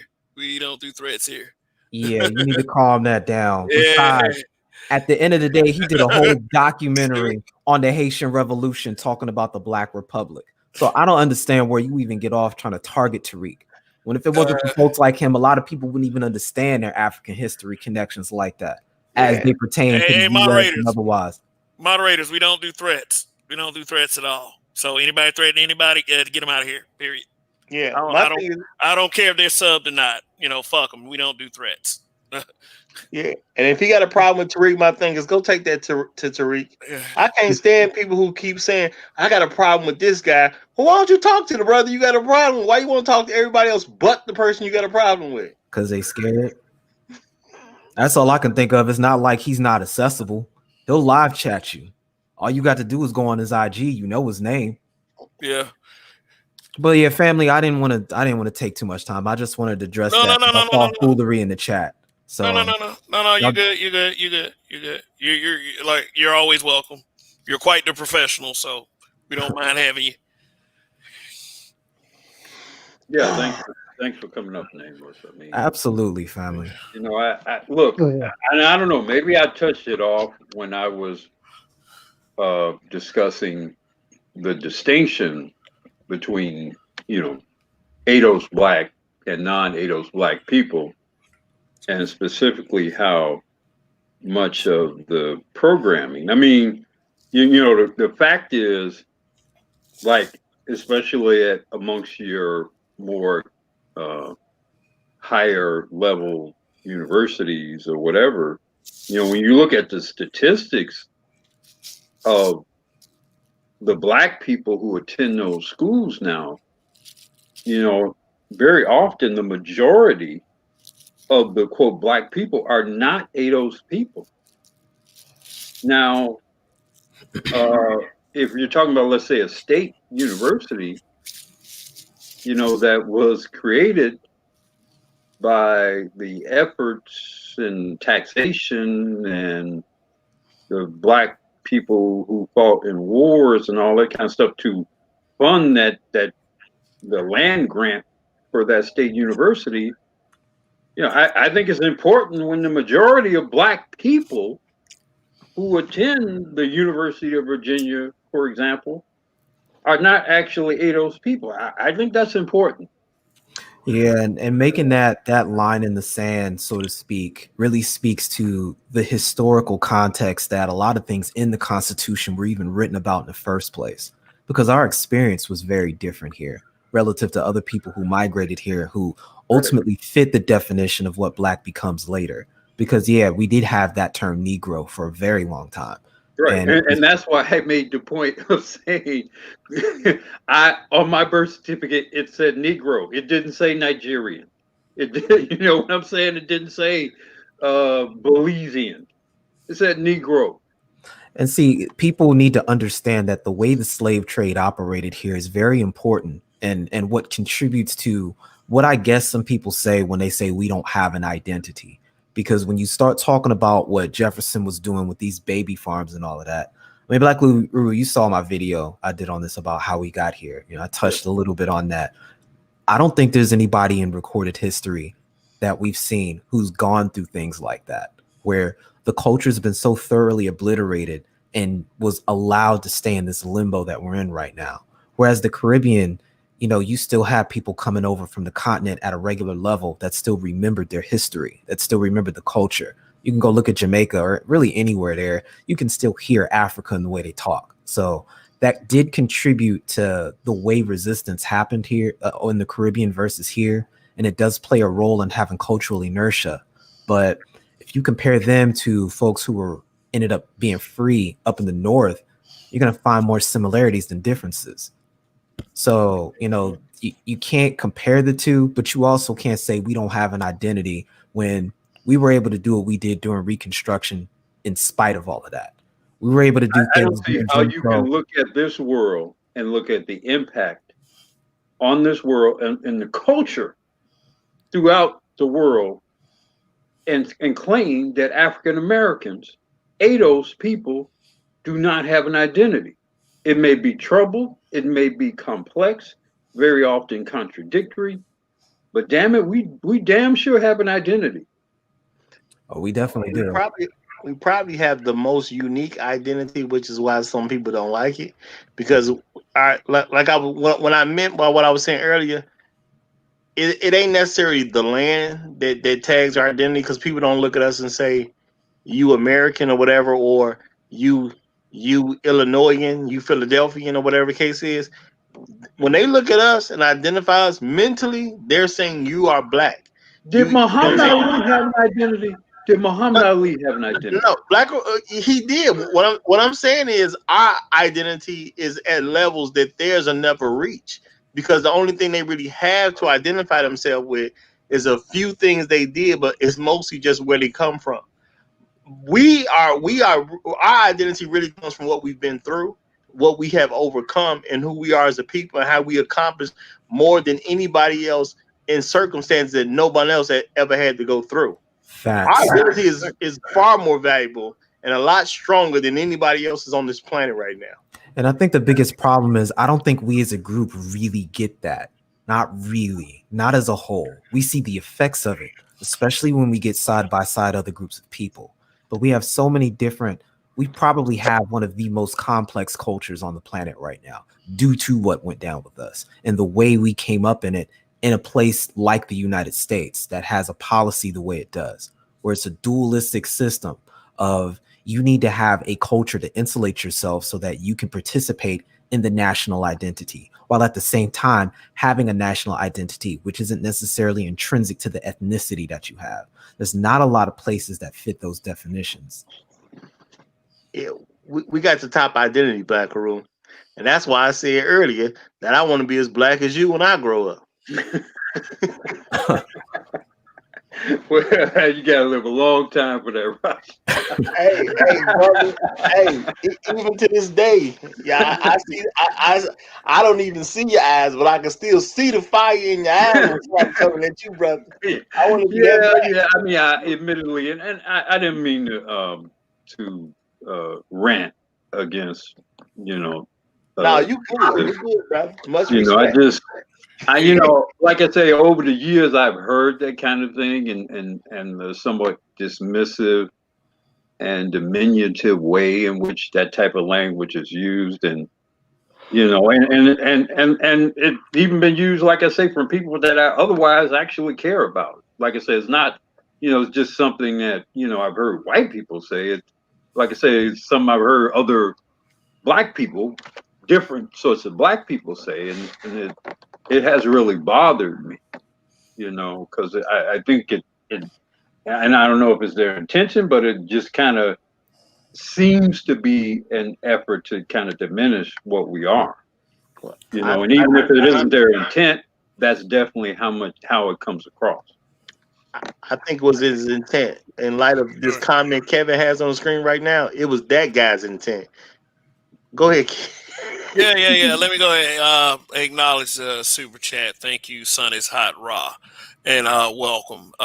Welcome to the chat. Your input is appreciated. He says, hey, gentlemen, I'm of Afro-Caribbean descent, British Caribbean. He doesn't speak for all of us. A lot of us are in full support of ADOS. And Stoic One as well. He says the same thing. He's also in support of ADOS. So thanks, fellas. And once we again, appreciate your support. Salute to y'all too. Oh yeah, absolutely. And I know that go both ways. Yeah, absolutely it does. It does go both ways, and I've absolutely seen both of them in my chat, and ain't neither one of them identified themselves as white supremacists like that other guy did. So yes, it was very intentional. Yeah. One thing I want to say: the vast majority of experiences I've had with ADOS black people have always been very positive and very kindred, very much like that of my relationship with ADOS people. Frankly, it's different, obviously, because different cultural, but there is that connection there that is real between black people, that's unique amongst black people. And before I step off, I just want to say this too, that just to kind of echo what Black Uru just said, most definitely, I think maybe I was spoiled in the DC area and the DMV, but all my experiences with ADOS and the African diaspora as a whole, even folks directly from the continent, for any one negative experience I've ever had with them, I can name countless positives. So, this image of we're beefing with each other, I really think is some agent artificial nonsense going on as far as that's concerned. So don't get it twisted. Whoever listens to this playback or whatever, you see me, we see you, we see each other. And real talk, Any success we have instantly translates over to you, and success you have instantly translates over to us, so long as we communicate. And that's how we can get ourselves out of a lot of these disrespectful situations we find ourselves in, because that's how we got Pan-Africanism kicked off in the first place. You had Garvey, who was not getting cooperation in Jamaica, and where did he go? He came here to the US, and he was going right where the Renaissance was kicking off there in Harlem. And ever since then, there's been a synergetic relationship that's never really left. Period.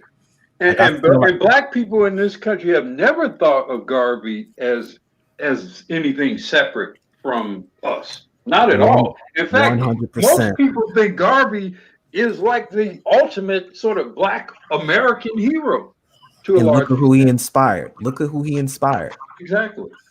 So yeah, that's all I wanted to say real quick before I hop down, family. I definitely appreciate you guys letting me come up here.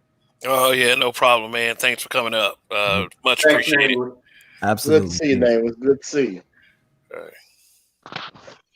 And I just want to say, I have never heard no group of black people looking at they non-ADOS black just like, oh, they're such bad people. I ain't never heard that from no. I've never heard black people think of other blacks like that. We never did it. Not in any large group. I'm sure you can find an example of anything, but in a large group, yeah, I ain't never seen black people think about other people like that. Just ain't never seen it. Not once. Yeah, this has been an interesting show to say the least. I mean, I've had some good experiences with non ADOS blacks. I had a friend that I used to hang out with. He was real cool. He was from Africa, but he was mostly raised over here. He just recently drowned at one of the lakes during Labor Day. Sorry to hear that. Yeah, but he was a cool guy. Condolences. Yeah, but he was telling me how cool his homeland was, and he it was all good. It was sad that he was taken away, at such a young age. Did he have any family or wife and kids? No. He was kind of a younger guy, like mid twenties. He was one of my coworkers. Yeah. Sorry to hear that, man. Yeah. But anyway, we were just having a discussion here. ADOS and people of color, labels, designations,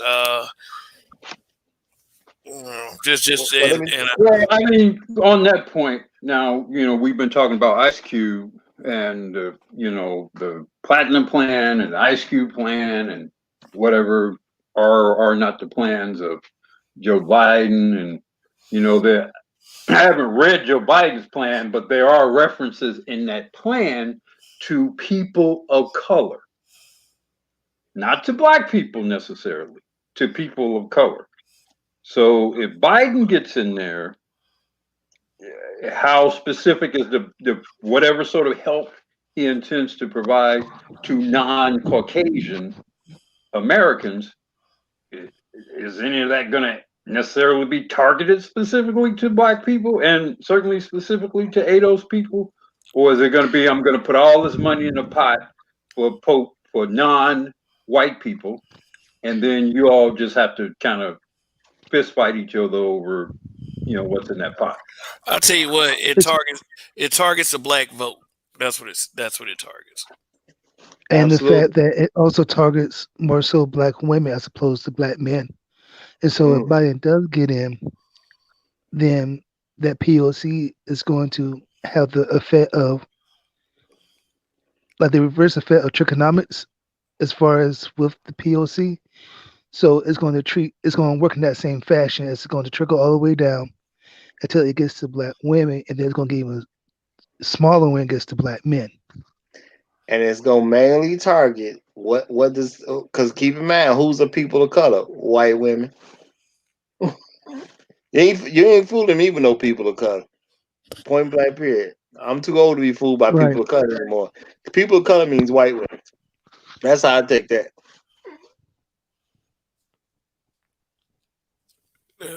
People of color means to me it means that black people are at the back of the line again. You know, we'll take our sweet time getting to you, and also let me relate this to feminism as well. If anybody's watched a video clip of Kamala Harris talking, saying that she wasn't going to do anything specifically for blacks, um, and she was saying stuff to the effect of, "If you help out, other people of color, it automatically helps out blacks." Some jibber jabber BS. Um, it really relates to a feminist concept called intersectionality. Is this thing that they say if you help out one group of people, then it like reverberates through all groups. So you help one group, you help them all. Then and that kind of concept to me it's just an excuse not to do for certain groups of people. And as like I said, they taking a sweet time getting to us, and they wronged us. So that's what that means to me. That means that saying people of color, you could be talking about the immigrants that all the immigrants that come in, plus like I said, white women. They done snuck white women in there. Well, I'm gonna say that again. When you talk about people in these bodies of government, let's pay attention to what has been done in the past, because what has been done in the past is a pretty good indicator on what's gonna happen in the future. So when they start talking about people of color, they talking about white women.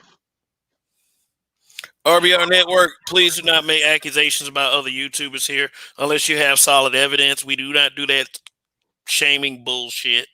Uh, uh, Delete that comment. If you, uh, let me see, somebody. Elevating black women, really? That's About, part of the reason why like, black community in the I hate that. shambles.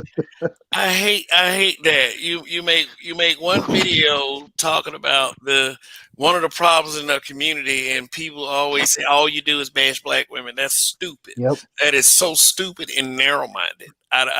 It's unbelievable. People have entire channels with viewerships built off of, oh, these men is always bashing us. These men ain't shit. Nobody ever says anything about that though. That y'all pretend like y'all don't even see that. And by y'all, I mean the people that don't see that, not in particular the audience, maybe one or two people in the audience, but still, that whole bashing black women. Let me go on record and say this: it's not even a problem. Black men bashing black women, that's not a problem at all. Like, you just think you're getting bashed. Fuck out Yeah, of here. the way he was acting when he came here, that reminds me of. Nah, I ain't gonna even say it. Yeah. Go ahead. It's interesting. It's interesting that you say that, because it seems like you can never criticize, and when you do criticize, it's like you have this limit of criticization, like you can only say so much. But when it comes to the man, it's like, oh, gloves are off. You can just do whatever. Let me ask you guys a question, and I think I'm gonna start just asking all men in general, particularly those in the manosphere, and when this type of I know I can't criticize the king, Black. I know I can't criticize the king. It'll be off of my head. I already know. No, so go ahead. My question to you all are: do you all expect women to fight fair? Nope. Right. So I know not. So I'm just saying, understand when they do stuff like that, when they make these unfounded accusations and they exaggerate whatever, that's all a part of them not fighting fair. Mm-hmm. Absolutely. You've done something they don't like. They want to fight you with whatever they can. They want to hit you. It's just like if you have an argument with a woman, and she grabs something and hits you with it, right? And then she says, "Well, I did this because I was afraid you were going to hurt me." And so because of her fear that you're going to somehow hurt her, she resorts in an action, which typically, by the way, happens. I mean, the statistics say that, typically if there's a domestic incident and someone hit and struck with a weapon is much more likely to be a female. And so that's kind of what happens here as well in terms of the rhetoric. The women make over exaggerated responses to things that hurt their feelings. You cannot expect them to fight fair because they are intimidated by just us merely being men and them merely being women. And therefore, they behave in a way that don't, they're not going to play by the rules that men typically play by when they are at war with each other. That's why you can lay out all the evidence of the world for your argument, and they can dismiss it with a casual thought based on whatever they allegedly experienced their own selves, which may not even be true. You are absolutely right, Blacko. You are absolutely right. I'm not laughing at anything you said. I'm laughing. And the advantage of being married to a long period of time and raising girls into adulthood, you realize that you just can't expect them to respond the same way about things the way we do. You just can't. Well, see, that's because too. I'm sorry. Go ahead. Go ahead, NC. Go ahead. No, go ahead, NC. I'll go after you.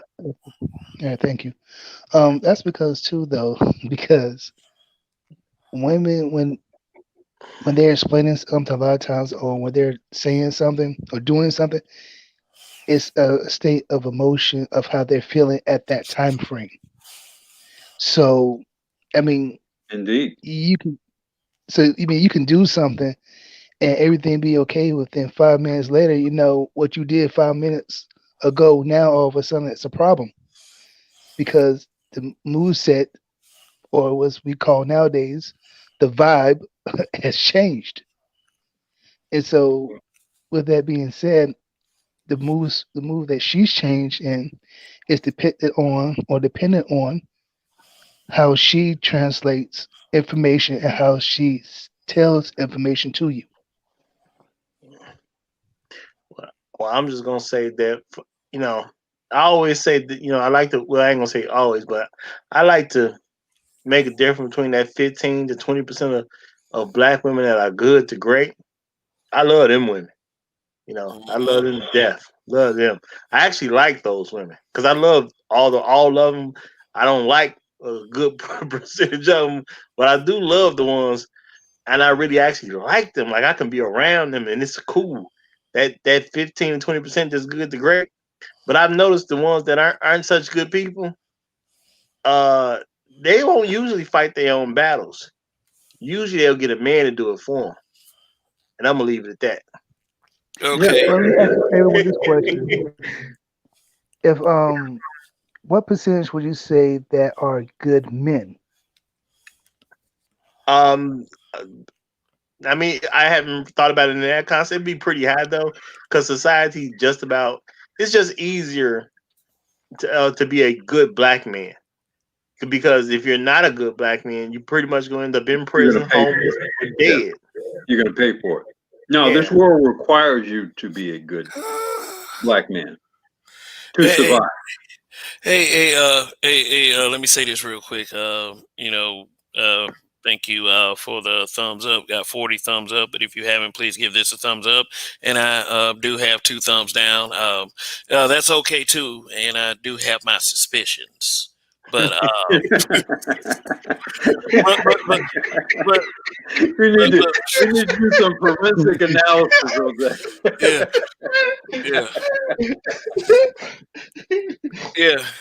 Yeah, but I mean, I'm not gonna argue a point, that this guy's trying to make. Everybody says that for black women, sure, of course, but why doesn't anybody say that for black men? I know we know how to speak up for ourselves, but why is it pushed back when we do it? So that's all I say about that. Y'all read that shit. Because they're queens. Yeah. Oh, no. My thing is, if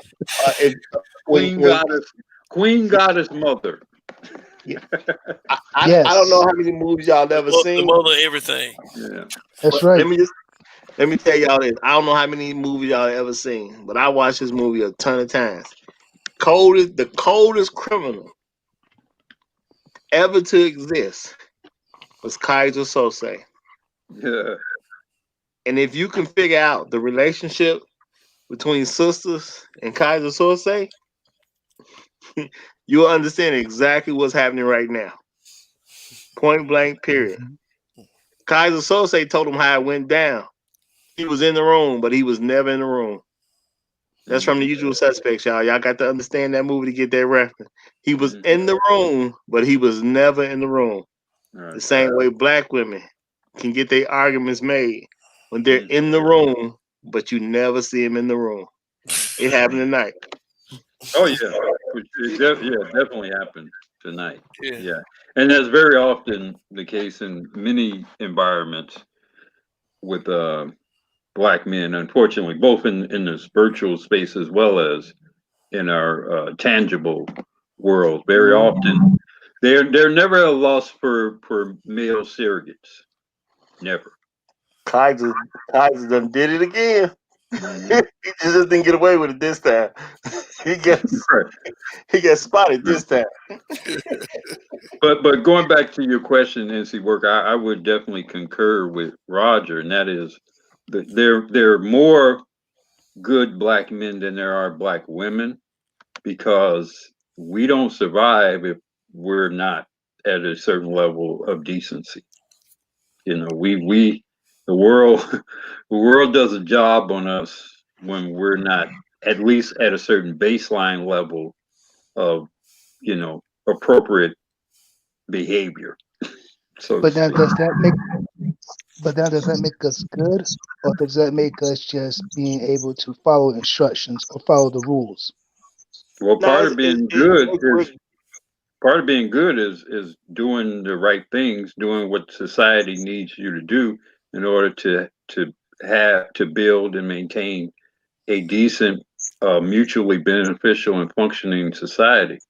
You know, sometimes we may have dark thoughts, but I think it's the best of men who are able to do right, even in spite of those dark thoughts. You know, a lot of times, black men in particular are, you know, go through great struggle just to maintain at a basic, sometimes even survival type of level. You know, that other people, men in particular, either go off and shoot up a school or kill themselves over. We see it all the time. We see other people struggle, and we see what they do when they struggle. You don't see as much of that proportionate amongst black people. You see all kind of homeless black men. You see all kinds of poor and destitute black men. They still manage to kind of keep going somehow. and let me say this to you, NC worker. When black men follow the rules, they're really following the creator's rule, whoever people think it is, whether it be Jehovah, Allah, whatever you figure it is. We're following the creator's rule. We're treating people the way we want to be treated. Ain't about following the rules of society. We're treating people the way we want to be treated. If everybody else would start patterning their behaviors after black men, the world would be a much better place. Indeed. Indeed. All right, all right. Let me go ahead and acknowledge. Thanks for the super chat, Son is hot raw. As a topic request, say I have another topic for you, gentlemen. Should black men and black women separate if we can't trust, love one another? A deeper look into Neely Fuller's United Independence Compensatory Code System concept. Sons Hot Rod is good people. He gave me a topic to do on my show, and I did it. So and he put some money behind this request on your show. So I'm gonna leave it. All right, all right. Hey, I'm gonna check out this Neely Fuller's United Independence compensatory code system concept, and we that sounds like an entire show. So that's what I'll do is I'll treat it as a topic request and get it done for you. See how black people men act? We reasonable. Yeah, yeah, We gotta yeah, look out for other people and everything. Look at us. yeah. Okay. Okay, but again, thanks for the super chat. Really appreciate the support for this Yeah, channel I would and what we're doing over here. So go ahead. Go ahead. Black Uru, go ahead. Hey, I want to say peace to the panel. Oh, okay. What's up, Gold Professor? Hey, there you go.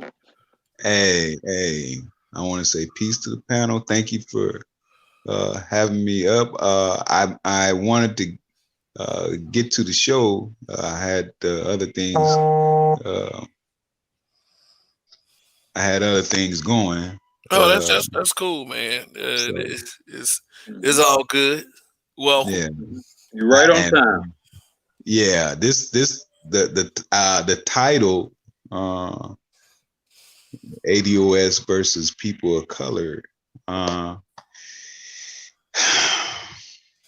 You know, if you go to my Twitter, my avatar, for lack of words, it has the US. I have the USA mask on, and then I have ADOS, the hashtag ADOS, right? And for I'm saying to people, look, my family, my lineage, and everything is here, right?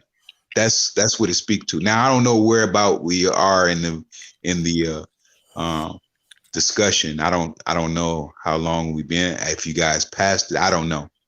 But I'm just speaking to your title, and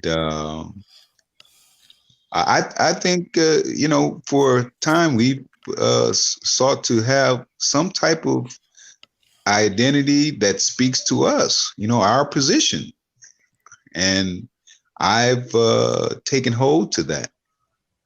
And it's not to say it's a negative against anyone else. I'm just in the position to where we, the black family, especially the black man, has been subject to so many things, and I desire to speak to it and display my desire to speak to it and go from there. That's where I'm at with that when I'm speaking to your title, so that's my view. Okay, and yeah, and your view is respected. We.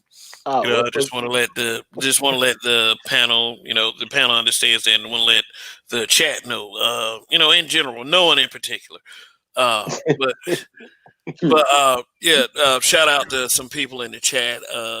Goody, Goody MFLA. I don't know if they even had the particular pronounce, but it's good to see you again, brother. He of course came to the panel last night and offered his thoughts and critical thinking, and turned out to be a very intelligent brother. So, yeah. And since you put it on the screen, because I was going to type it up in the chat, but the sun is hot, Rod. No, brother, super chat not on yet, brother. I'll have it on as soon as I can, though, brother. You believe that? I'll have it on as soon as I can. But it's a good growing channel, so I appreciate you, though. I really do appreciate you, real talk. And I was just kind of, jabbing at Kev. That's all. I ain't really mean nothing bad. No. I believe that you'll be there very soon, sooner than later. The momentum that you have and the viewership, no problem. Seriously, man. Like everyone is, everyone believes in you from, just that's respect. That's all it was. Hey, Roger. I make it a point to mention, when I do my broadcast, the first thing I say before I get into the show is, hey, support these brothers who are pushing energy towards the bettering of the black family, the black man. I push that, support it, So I am in agreement. You will definitely be on that page sooner than later, because you have people who are pushing that energy towards you, you know. So I definitely appreciate your me and my partner be in the car listening to, because we're in traffic a lot, right? And I put you on, you come on, I'm like, hey man, the report is on. Well, I We gotta listen appreciate to it, the brother. report. We gotta I listen to the appreciate it. report. I so appreciate it.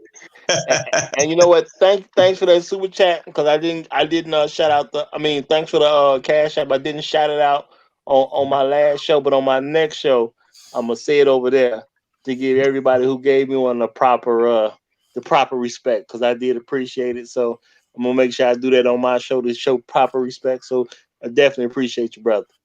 Yes, sir. Yes, sir. I make it a point to say support.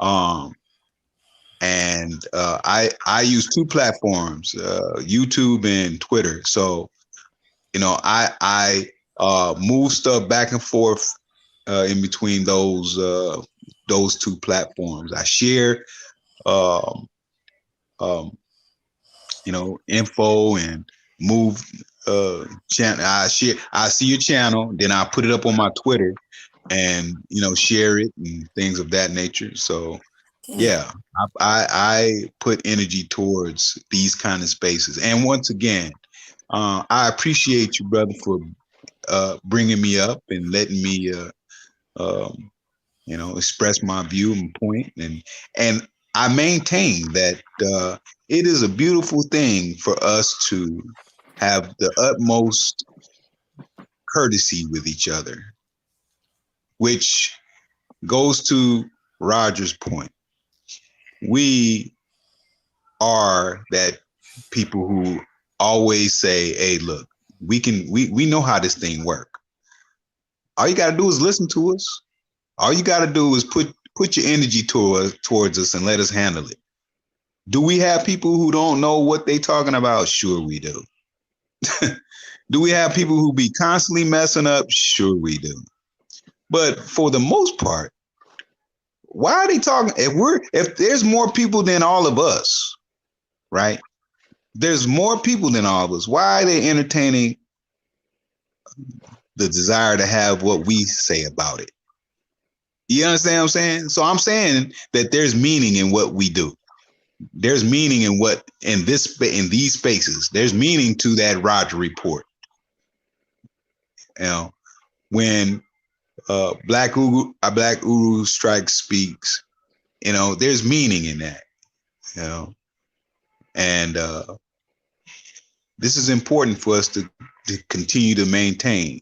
That level of courtesy and desire to work through our disagreements and move forward. So I thank you, and I'm gonna leave it at that. Yeah, I appreciate you saying that, Gold. Much appreciated. Yeah, I mean, yeah, I do think the maintaining a certain level of decorum amongst us is very important, and it helps to lead to efficient discussion. I think part of the reason why maybe this evening's discussion was a little inefficient was because one gentleman in particular used a type of language or a style of language that is atypical here. And so things get derailed and you get distracted, and at some point you're more concerned about how you feel about what somebody said than what the actual original topic is. And then once things get off the rails, all bets are off, and all kinds of things are being said and uttered and threatened after that point. So I think Roger, I think Kevin, I think you guys have been stalwart leaders in maintaining a certain level of decorum in this space, and you should be congratulated for that. And I think it compels others in this environment to do the same. because you see, you see better. You realize maybe you should do better too. Well, I appreciate you saying that. I see Kev is on mute, so I'm sure he appreciates it too. So on his behalf, I'm gonna say I appreciate it on his behalf too. There you go. There Yeah, you go. yeah, yeah. I appreciate you saying that, but one thing that I always try to keep in mind is that I always strive to make things better. No matter how good I am or I am perceived to be, I'm always trying to get better and better at it. And my intention at the end of the day is the betterment of our people. I mean, no matter what anyone says out there, you can. Well, that's taken with a grain of salt. I know what's in my heart. So thank you. I really appreciate the compliment. Well, what And I would say is, oh, go ahead, brother. well, no, go. You go ahead. I'm gonna say what I'm gonna say, but I'll go after you. Go ahead. Yeah, what I would say is that you know everybody everybody's not gonna um just automatically hear this person or that person. The Roger Report is gonna have its people. Okay. Uh, DS1 is gonna have his people. Everybody has their people, right? But that like everybody's not going to subscribe to me, but they're going to subscribe to you, or vice versa. And I say this because we understand that if we're all moving in a direction that will help better us, then it doesn't matter who subscribed to who. You see, we all are staying on that message, and how we deliver it, how each person deliver it. Well, it's how they deliver it. Some people may cuss you out while delivering that message, you know. But I remember we was it was a show Mr. Research was on. You know that, Roger. Oh, Yeah, that was. And You're not talking about recently, are you? yeah, he came in and set the channel on fire, right? So and I was saying, like, okay, everybody get out of their feelings. You're in your feelings, don't be emotional about it, and many of them was emotional about it, but it was a good teaching tool, because Roger kept it together, and people was able to hear the message, and you're gonna have people come in and say some stuff. They may unsubscribe, but the point is, they came and heard something, and continued on. We continued on. That's my point. Some people are going to hear your message. Some people hear my message, but we're going in the direction, and that's my point. We're going in the direction. I'm just used to men talking shit to each other. Yeah. I just don't, like I said, maybe it's a Chicago thing or whatever, I don't know, but I'm just kind of used to men shooting shit at each other. And my whole view is, at some point I'm gonna shoot something back at you, bro. Yeah. So yeah. When you're on the court, right, what's happening when you're on the court? Right? Everybody talking. You think it's just quiet out there? No. Right. Somebody's saying something loud, somebody's saying something quiet, but somebody's saying you can't handle this handle, all this. Yeah. Somebody's saying something. I look at it the same way. I mean, look, I get that we come from different places, and people have different styles, and certain things mean certain stuff over here that don't mean over there. I think that's all to be respected. But I think if you're coming together for some larger purpose, you should try to make an effort to remember that the larger purpose is maybe more important than the style. But I mean, there are times in which, there's a certain degree where, continual disrespect or disregard, particularly targeted at one particular brother or whatever.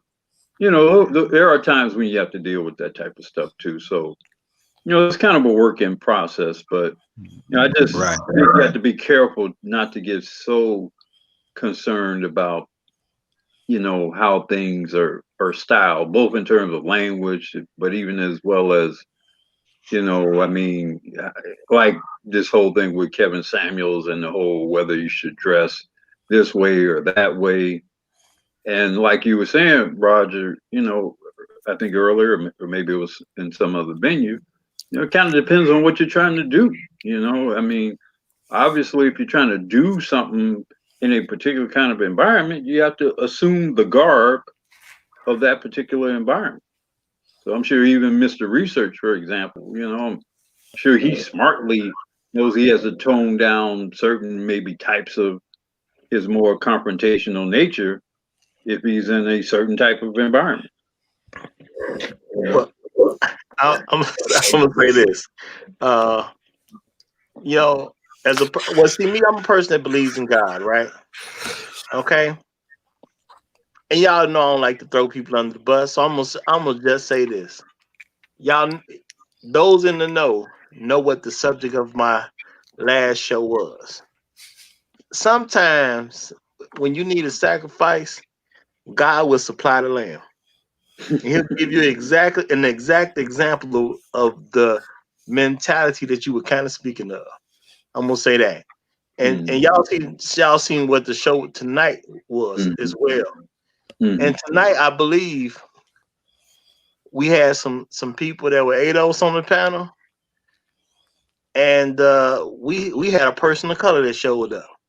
You know what I'm saying? Yeah. God works in mysterious ways. I'm just saying. Yeah. See, sometimes you don't identify with people. Yeah. Sometimes you're around some folks. You said you were gonna stop Yes, sometimes you're around some folk, but they don't necessarily identify with you. They don't. We might look somewhat the same, but in their mind, we ain't the same. So, yeah, there's ways to view ADOS versus people of color, and sometimes it'll surprise you if you think you ADOS, who will tell you that they a person of color. Sometimes it'll surprise you. I'm just saying, because we all know we on the public forum. Some of us ain't worried about the greater good. I'm just gonna say that. Right. Some of us just ain't worried about the greater good. But that's true. Yeah, but you get a nice show title going on, and sometimes the Lord will show up with the exact example of what you're talking about. Right. Right. And but the sad part is, black ADOS men in particular, I dare say, have been, consistently some of the most open and generous people who just have ever lived, I dare say.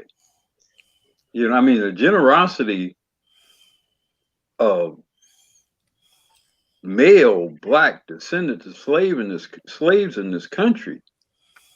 When you look at the things that our grandfathers and great grandfathers and whatever did, the sacrifices they made, and the things that their efforts open up in terms of opportunities to other people, some of whom were black and some of whom weren't necessarily black. When you think about the generosity of those men, there's just a beautiful sort of sad, wistful irony, associated with men who gave so much and gave so much so freely and openly and often without any expectation of any kind of remuneration. And now their kind essentially are being generally discarded or disregarded.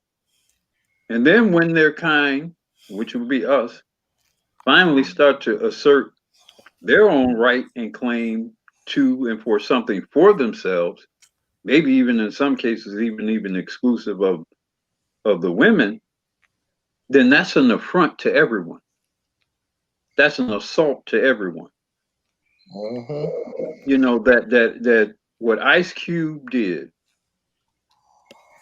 for black people can be considered an assault to black women, to black gays or whatever.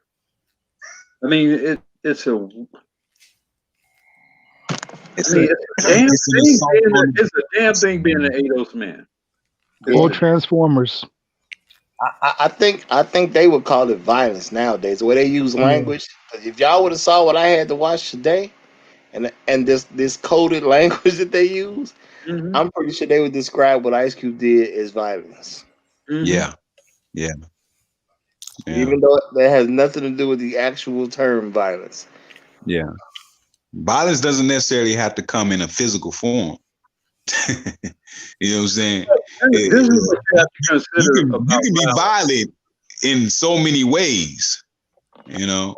I mean, but, You- but the way I see this is my thing. When I look up the definition of a word, I see something, and I see how words can change meaning, and hmm I've started to now understand how words have changed meaning over time. We as men, we allow women to start making new definitions of words, and then we start accepting the new definitions that they give. Look, When Yeah, I was a kid, they have violence now was something physical. I financial give you an domestic example. violence, right?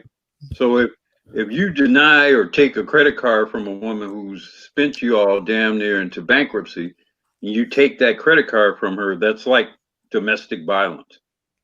That's like in actual code, you know, in certain state statutes. You know, Hmm. you even had hell, Serena Williams even did a damn commercial about this whole foolish notion as part of some sort of insurance guy. I think it was Allstate or some insurance company. I bet you if browse for it in YouTube, I could probably find it.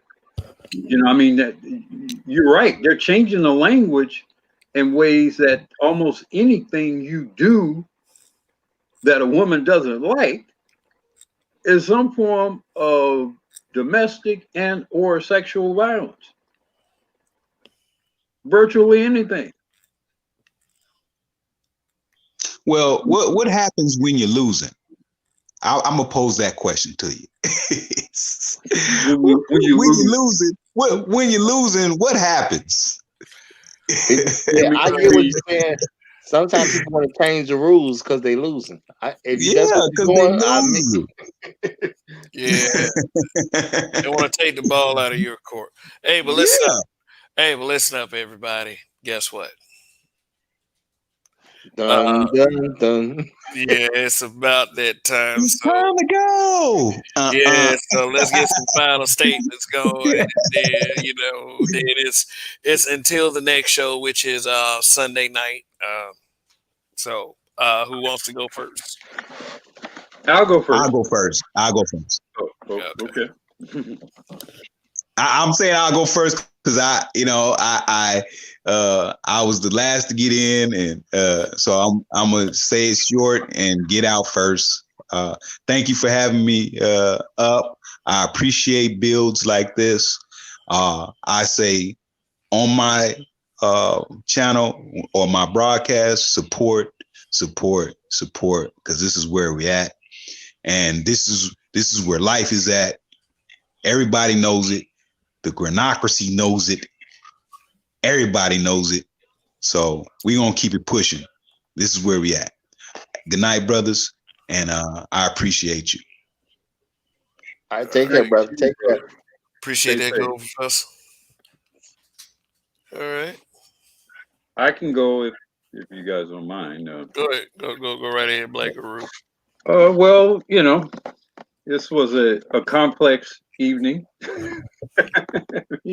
I mean, but very good discussion, clarifying certain things, even where there was a little bumpy waters. I mean, I think at the very least, it helped to distinguish maybe the character of certain people in this space, and maybe inspire you, Kevin, maybe to consider some administrative rules. Definitely,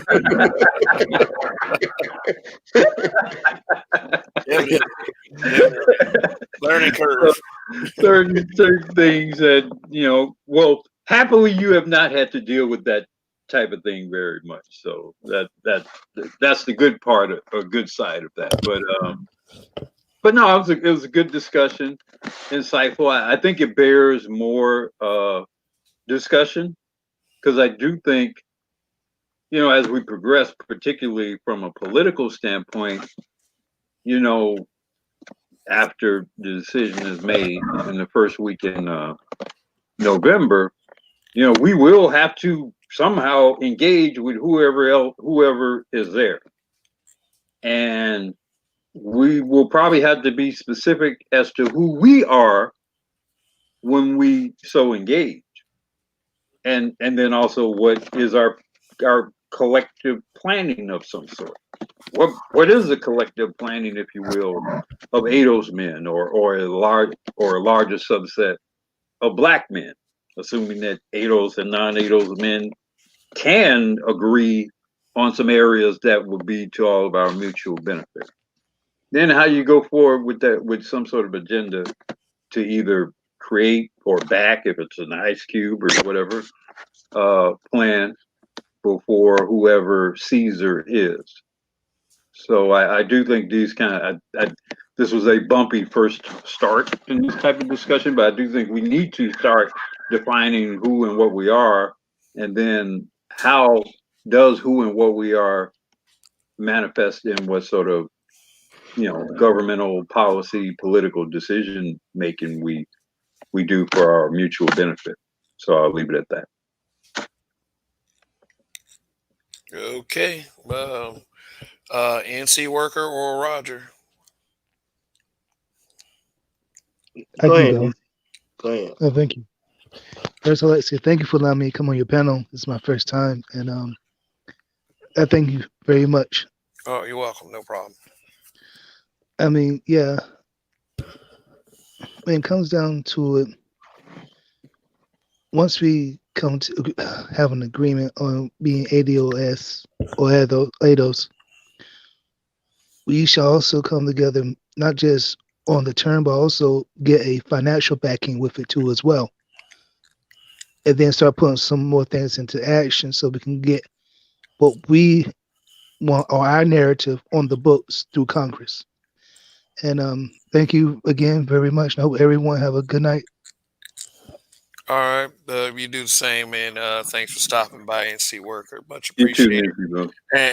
And you're always welcome. Whenever you see a link, you just drop by. No problem. Before Roger go, I also want to thank you. If I didn't, I think I may have failed to do so. I want to thank you for having me up, Kevin.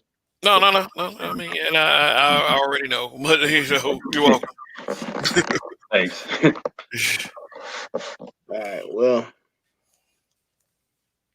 Black Rule. When the show ends, stay on the back chat for a little bit for me, please.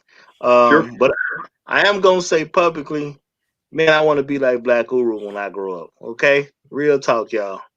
All right, and I'm gonna take a page out of Black Man's book, and I'm saying this publicly just to piss off the people who don't like the fact that men can learn from other men. Y'all don't scare me. Y'all don't scare me at all. Man, it was a good show. I appreciate the conversation. The people of color's distinction. Black folks need to know what it means. We need to understand what ADOS means. We need to know what is in our best interest versus what is not in our best interest. And no matter what they tell y'all, keep in mind the first person in line for people of color are white women. Point blank, period. You're gonna take care of your own first. Think about it. If you got to give out something, and you got some black folks in front of you or some white folks in front of you, if you really consider yourself black, who you gonna give something to first when you only got so much to give? Who you really giving it to first? So people of color does mean white women at the end of the day. All right. Good discussion though. And I like to say for all the people who don't necessarily have channels that do come around and y'all participate like Black Guru, NC Worker, just everyone in general, every last one of y'all. Appreciate all y'all too. We definitely appreciate all y'all too, because we couldn't do this quite the way we do it without y'all. And that's real talk. Definitely. Definitely. And I'll just say this. I made a comment to a certain person that said that his audience is smarter than he is. I have no doubts that the same is the case as far as my audience as well. You are a bright group of people. You give out a lot of facts and a lot of information that I learned from reading your stuff. But you know what? I don't have to be the smartest on here. You know, it's just, I'm Big Daddy in this little space. This channel rather. The space. That's a different story. I respect the space. I respect the Black Manosphere. I do trust and believe that they're not full of white supremacists and Nazis. So it's a cool thing out of the way. Different perspectives, whether you say little crazy stuff or not, is always appreciated. As far as what Roger was saying, we do need to learn the meaning of labels and such. But also, I will expand on that. Be careful what you sign up to. Um, it may sound cool, but just know the meaning of it first. People are so quick to sign up on things and they don't know the meaning to the point where when they have to show up for it for real, they look like idiots. And the last thing I want for my people is for us to look like idiots and whatever labels we accept. The ones that I hope we don't accept as a people, and unfortunately, some of us have, is white supremacist. I mean, not necessarily that we accept that label, but that label is in how we carry ourselves. And I don't care what I don't give a fuck what anybody says. It could be Barack Obama can tell me I'm a white supremacist, and I'm like, I don't know what the fuck you talking about. You're gonna have to break up some evidence because I love my people. Period. And that's for anybody in that chat, and that's for anybody in this space. And I can pretty much speak for, on that note, speak for the people I associate with because, they love Black people too. Please trust and believe and understand that. Yeah. So, anyway, just be back tomorrow night for my Any Given Sunday. This just that. Yeah, I just gave it. I gave it a title. It's cool, and I named it Any Given Sunday before someone else named their program Any Given Sunday. I heard that name. I heard somebody wanted that name, thought it was a little hot, but I was like, nah, bro, nah. And the title of that show is "Better to Believe You're a Fool Than to Let Everyone Know." I use quotes to go along with the themes, and they're pretty much open discussions. But one thing I will cover in this particular show is the baby mama GoFundMe help thing. I think that's somebody you're letting people know that you're a fool right there. But I'll explain it when we when we get there. So anyway, thanks for tuning in once again, everyone. You're much appreciated. Thanks to the panelists that came by and shared their thoughts. I appreciate the intelligent, mature dialogue that moved the discussion along. Let me offer some clarity with that. Also, thank you for the super chats and super sticker. Is much appreciated, and support for the channel is appreciated as well. So anyway, guys, that's it for now. Hopefully, I will see y'all on Sunday evening. Excuse me. This is your weekend warrior, Kev. And if you haven't, like this video, share, subscribe, and definitely in Kev we trust. Long live the habitual line steppers. Until Sunday evening. Goodbye.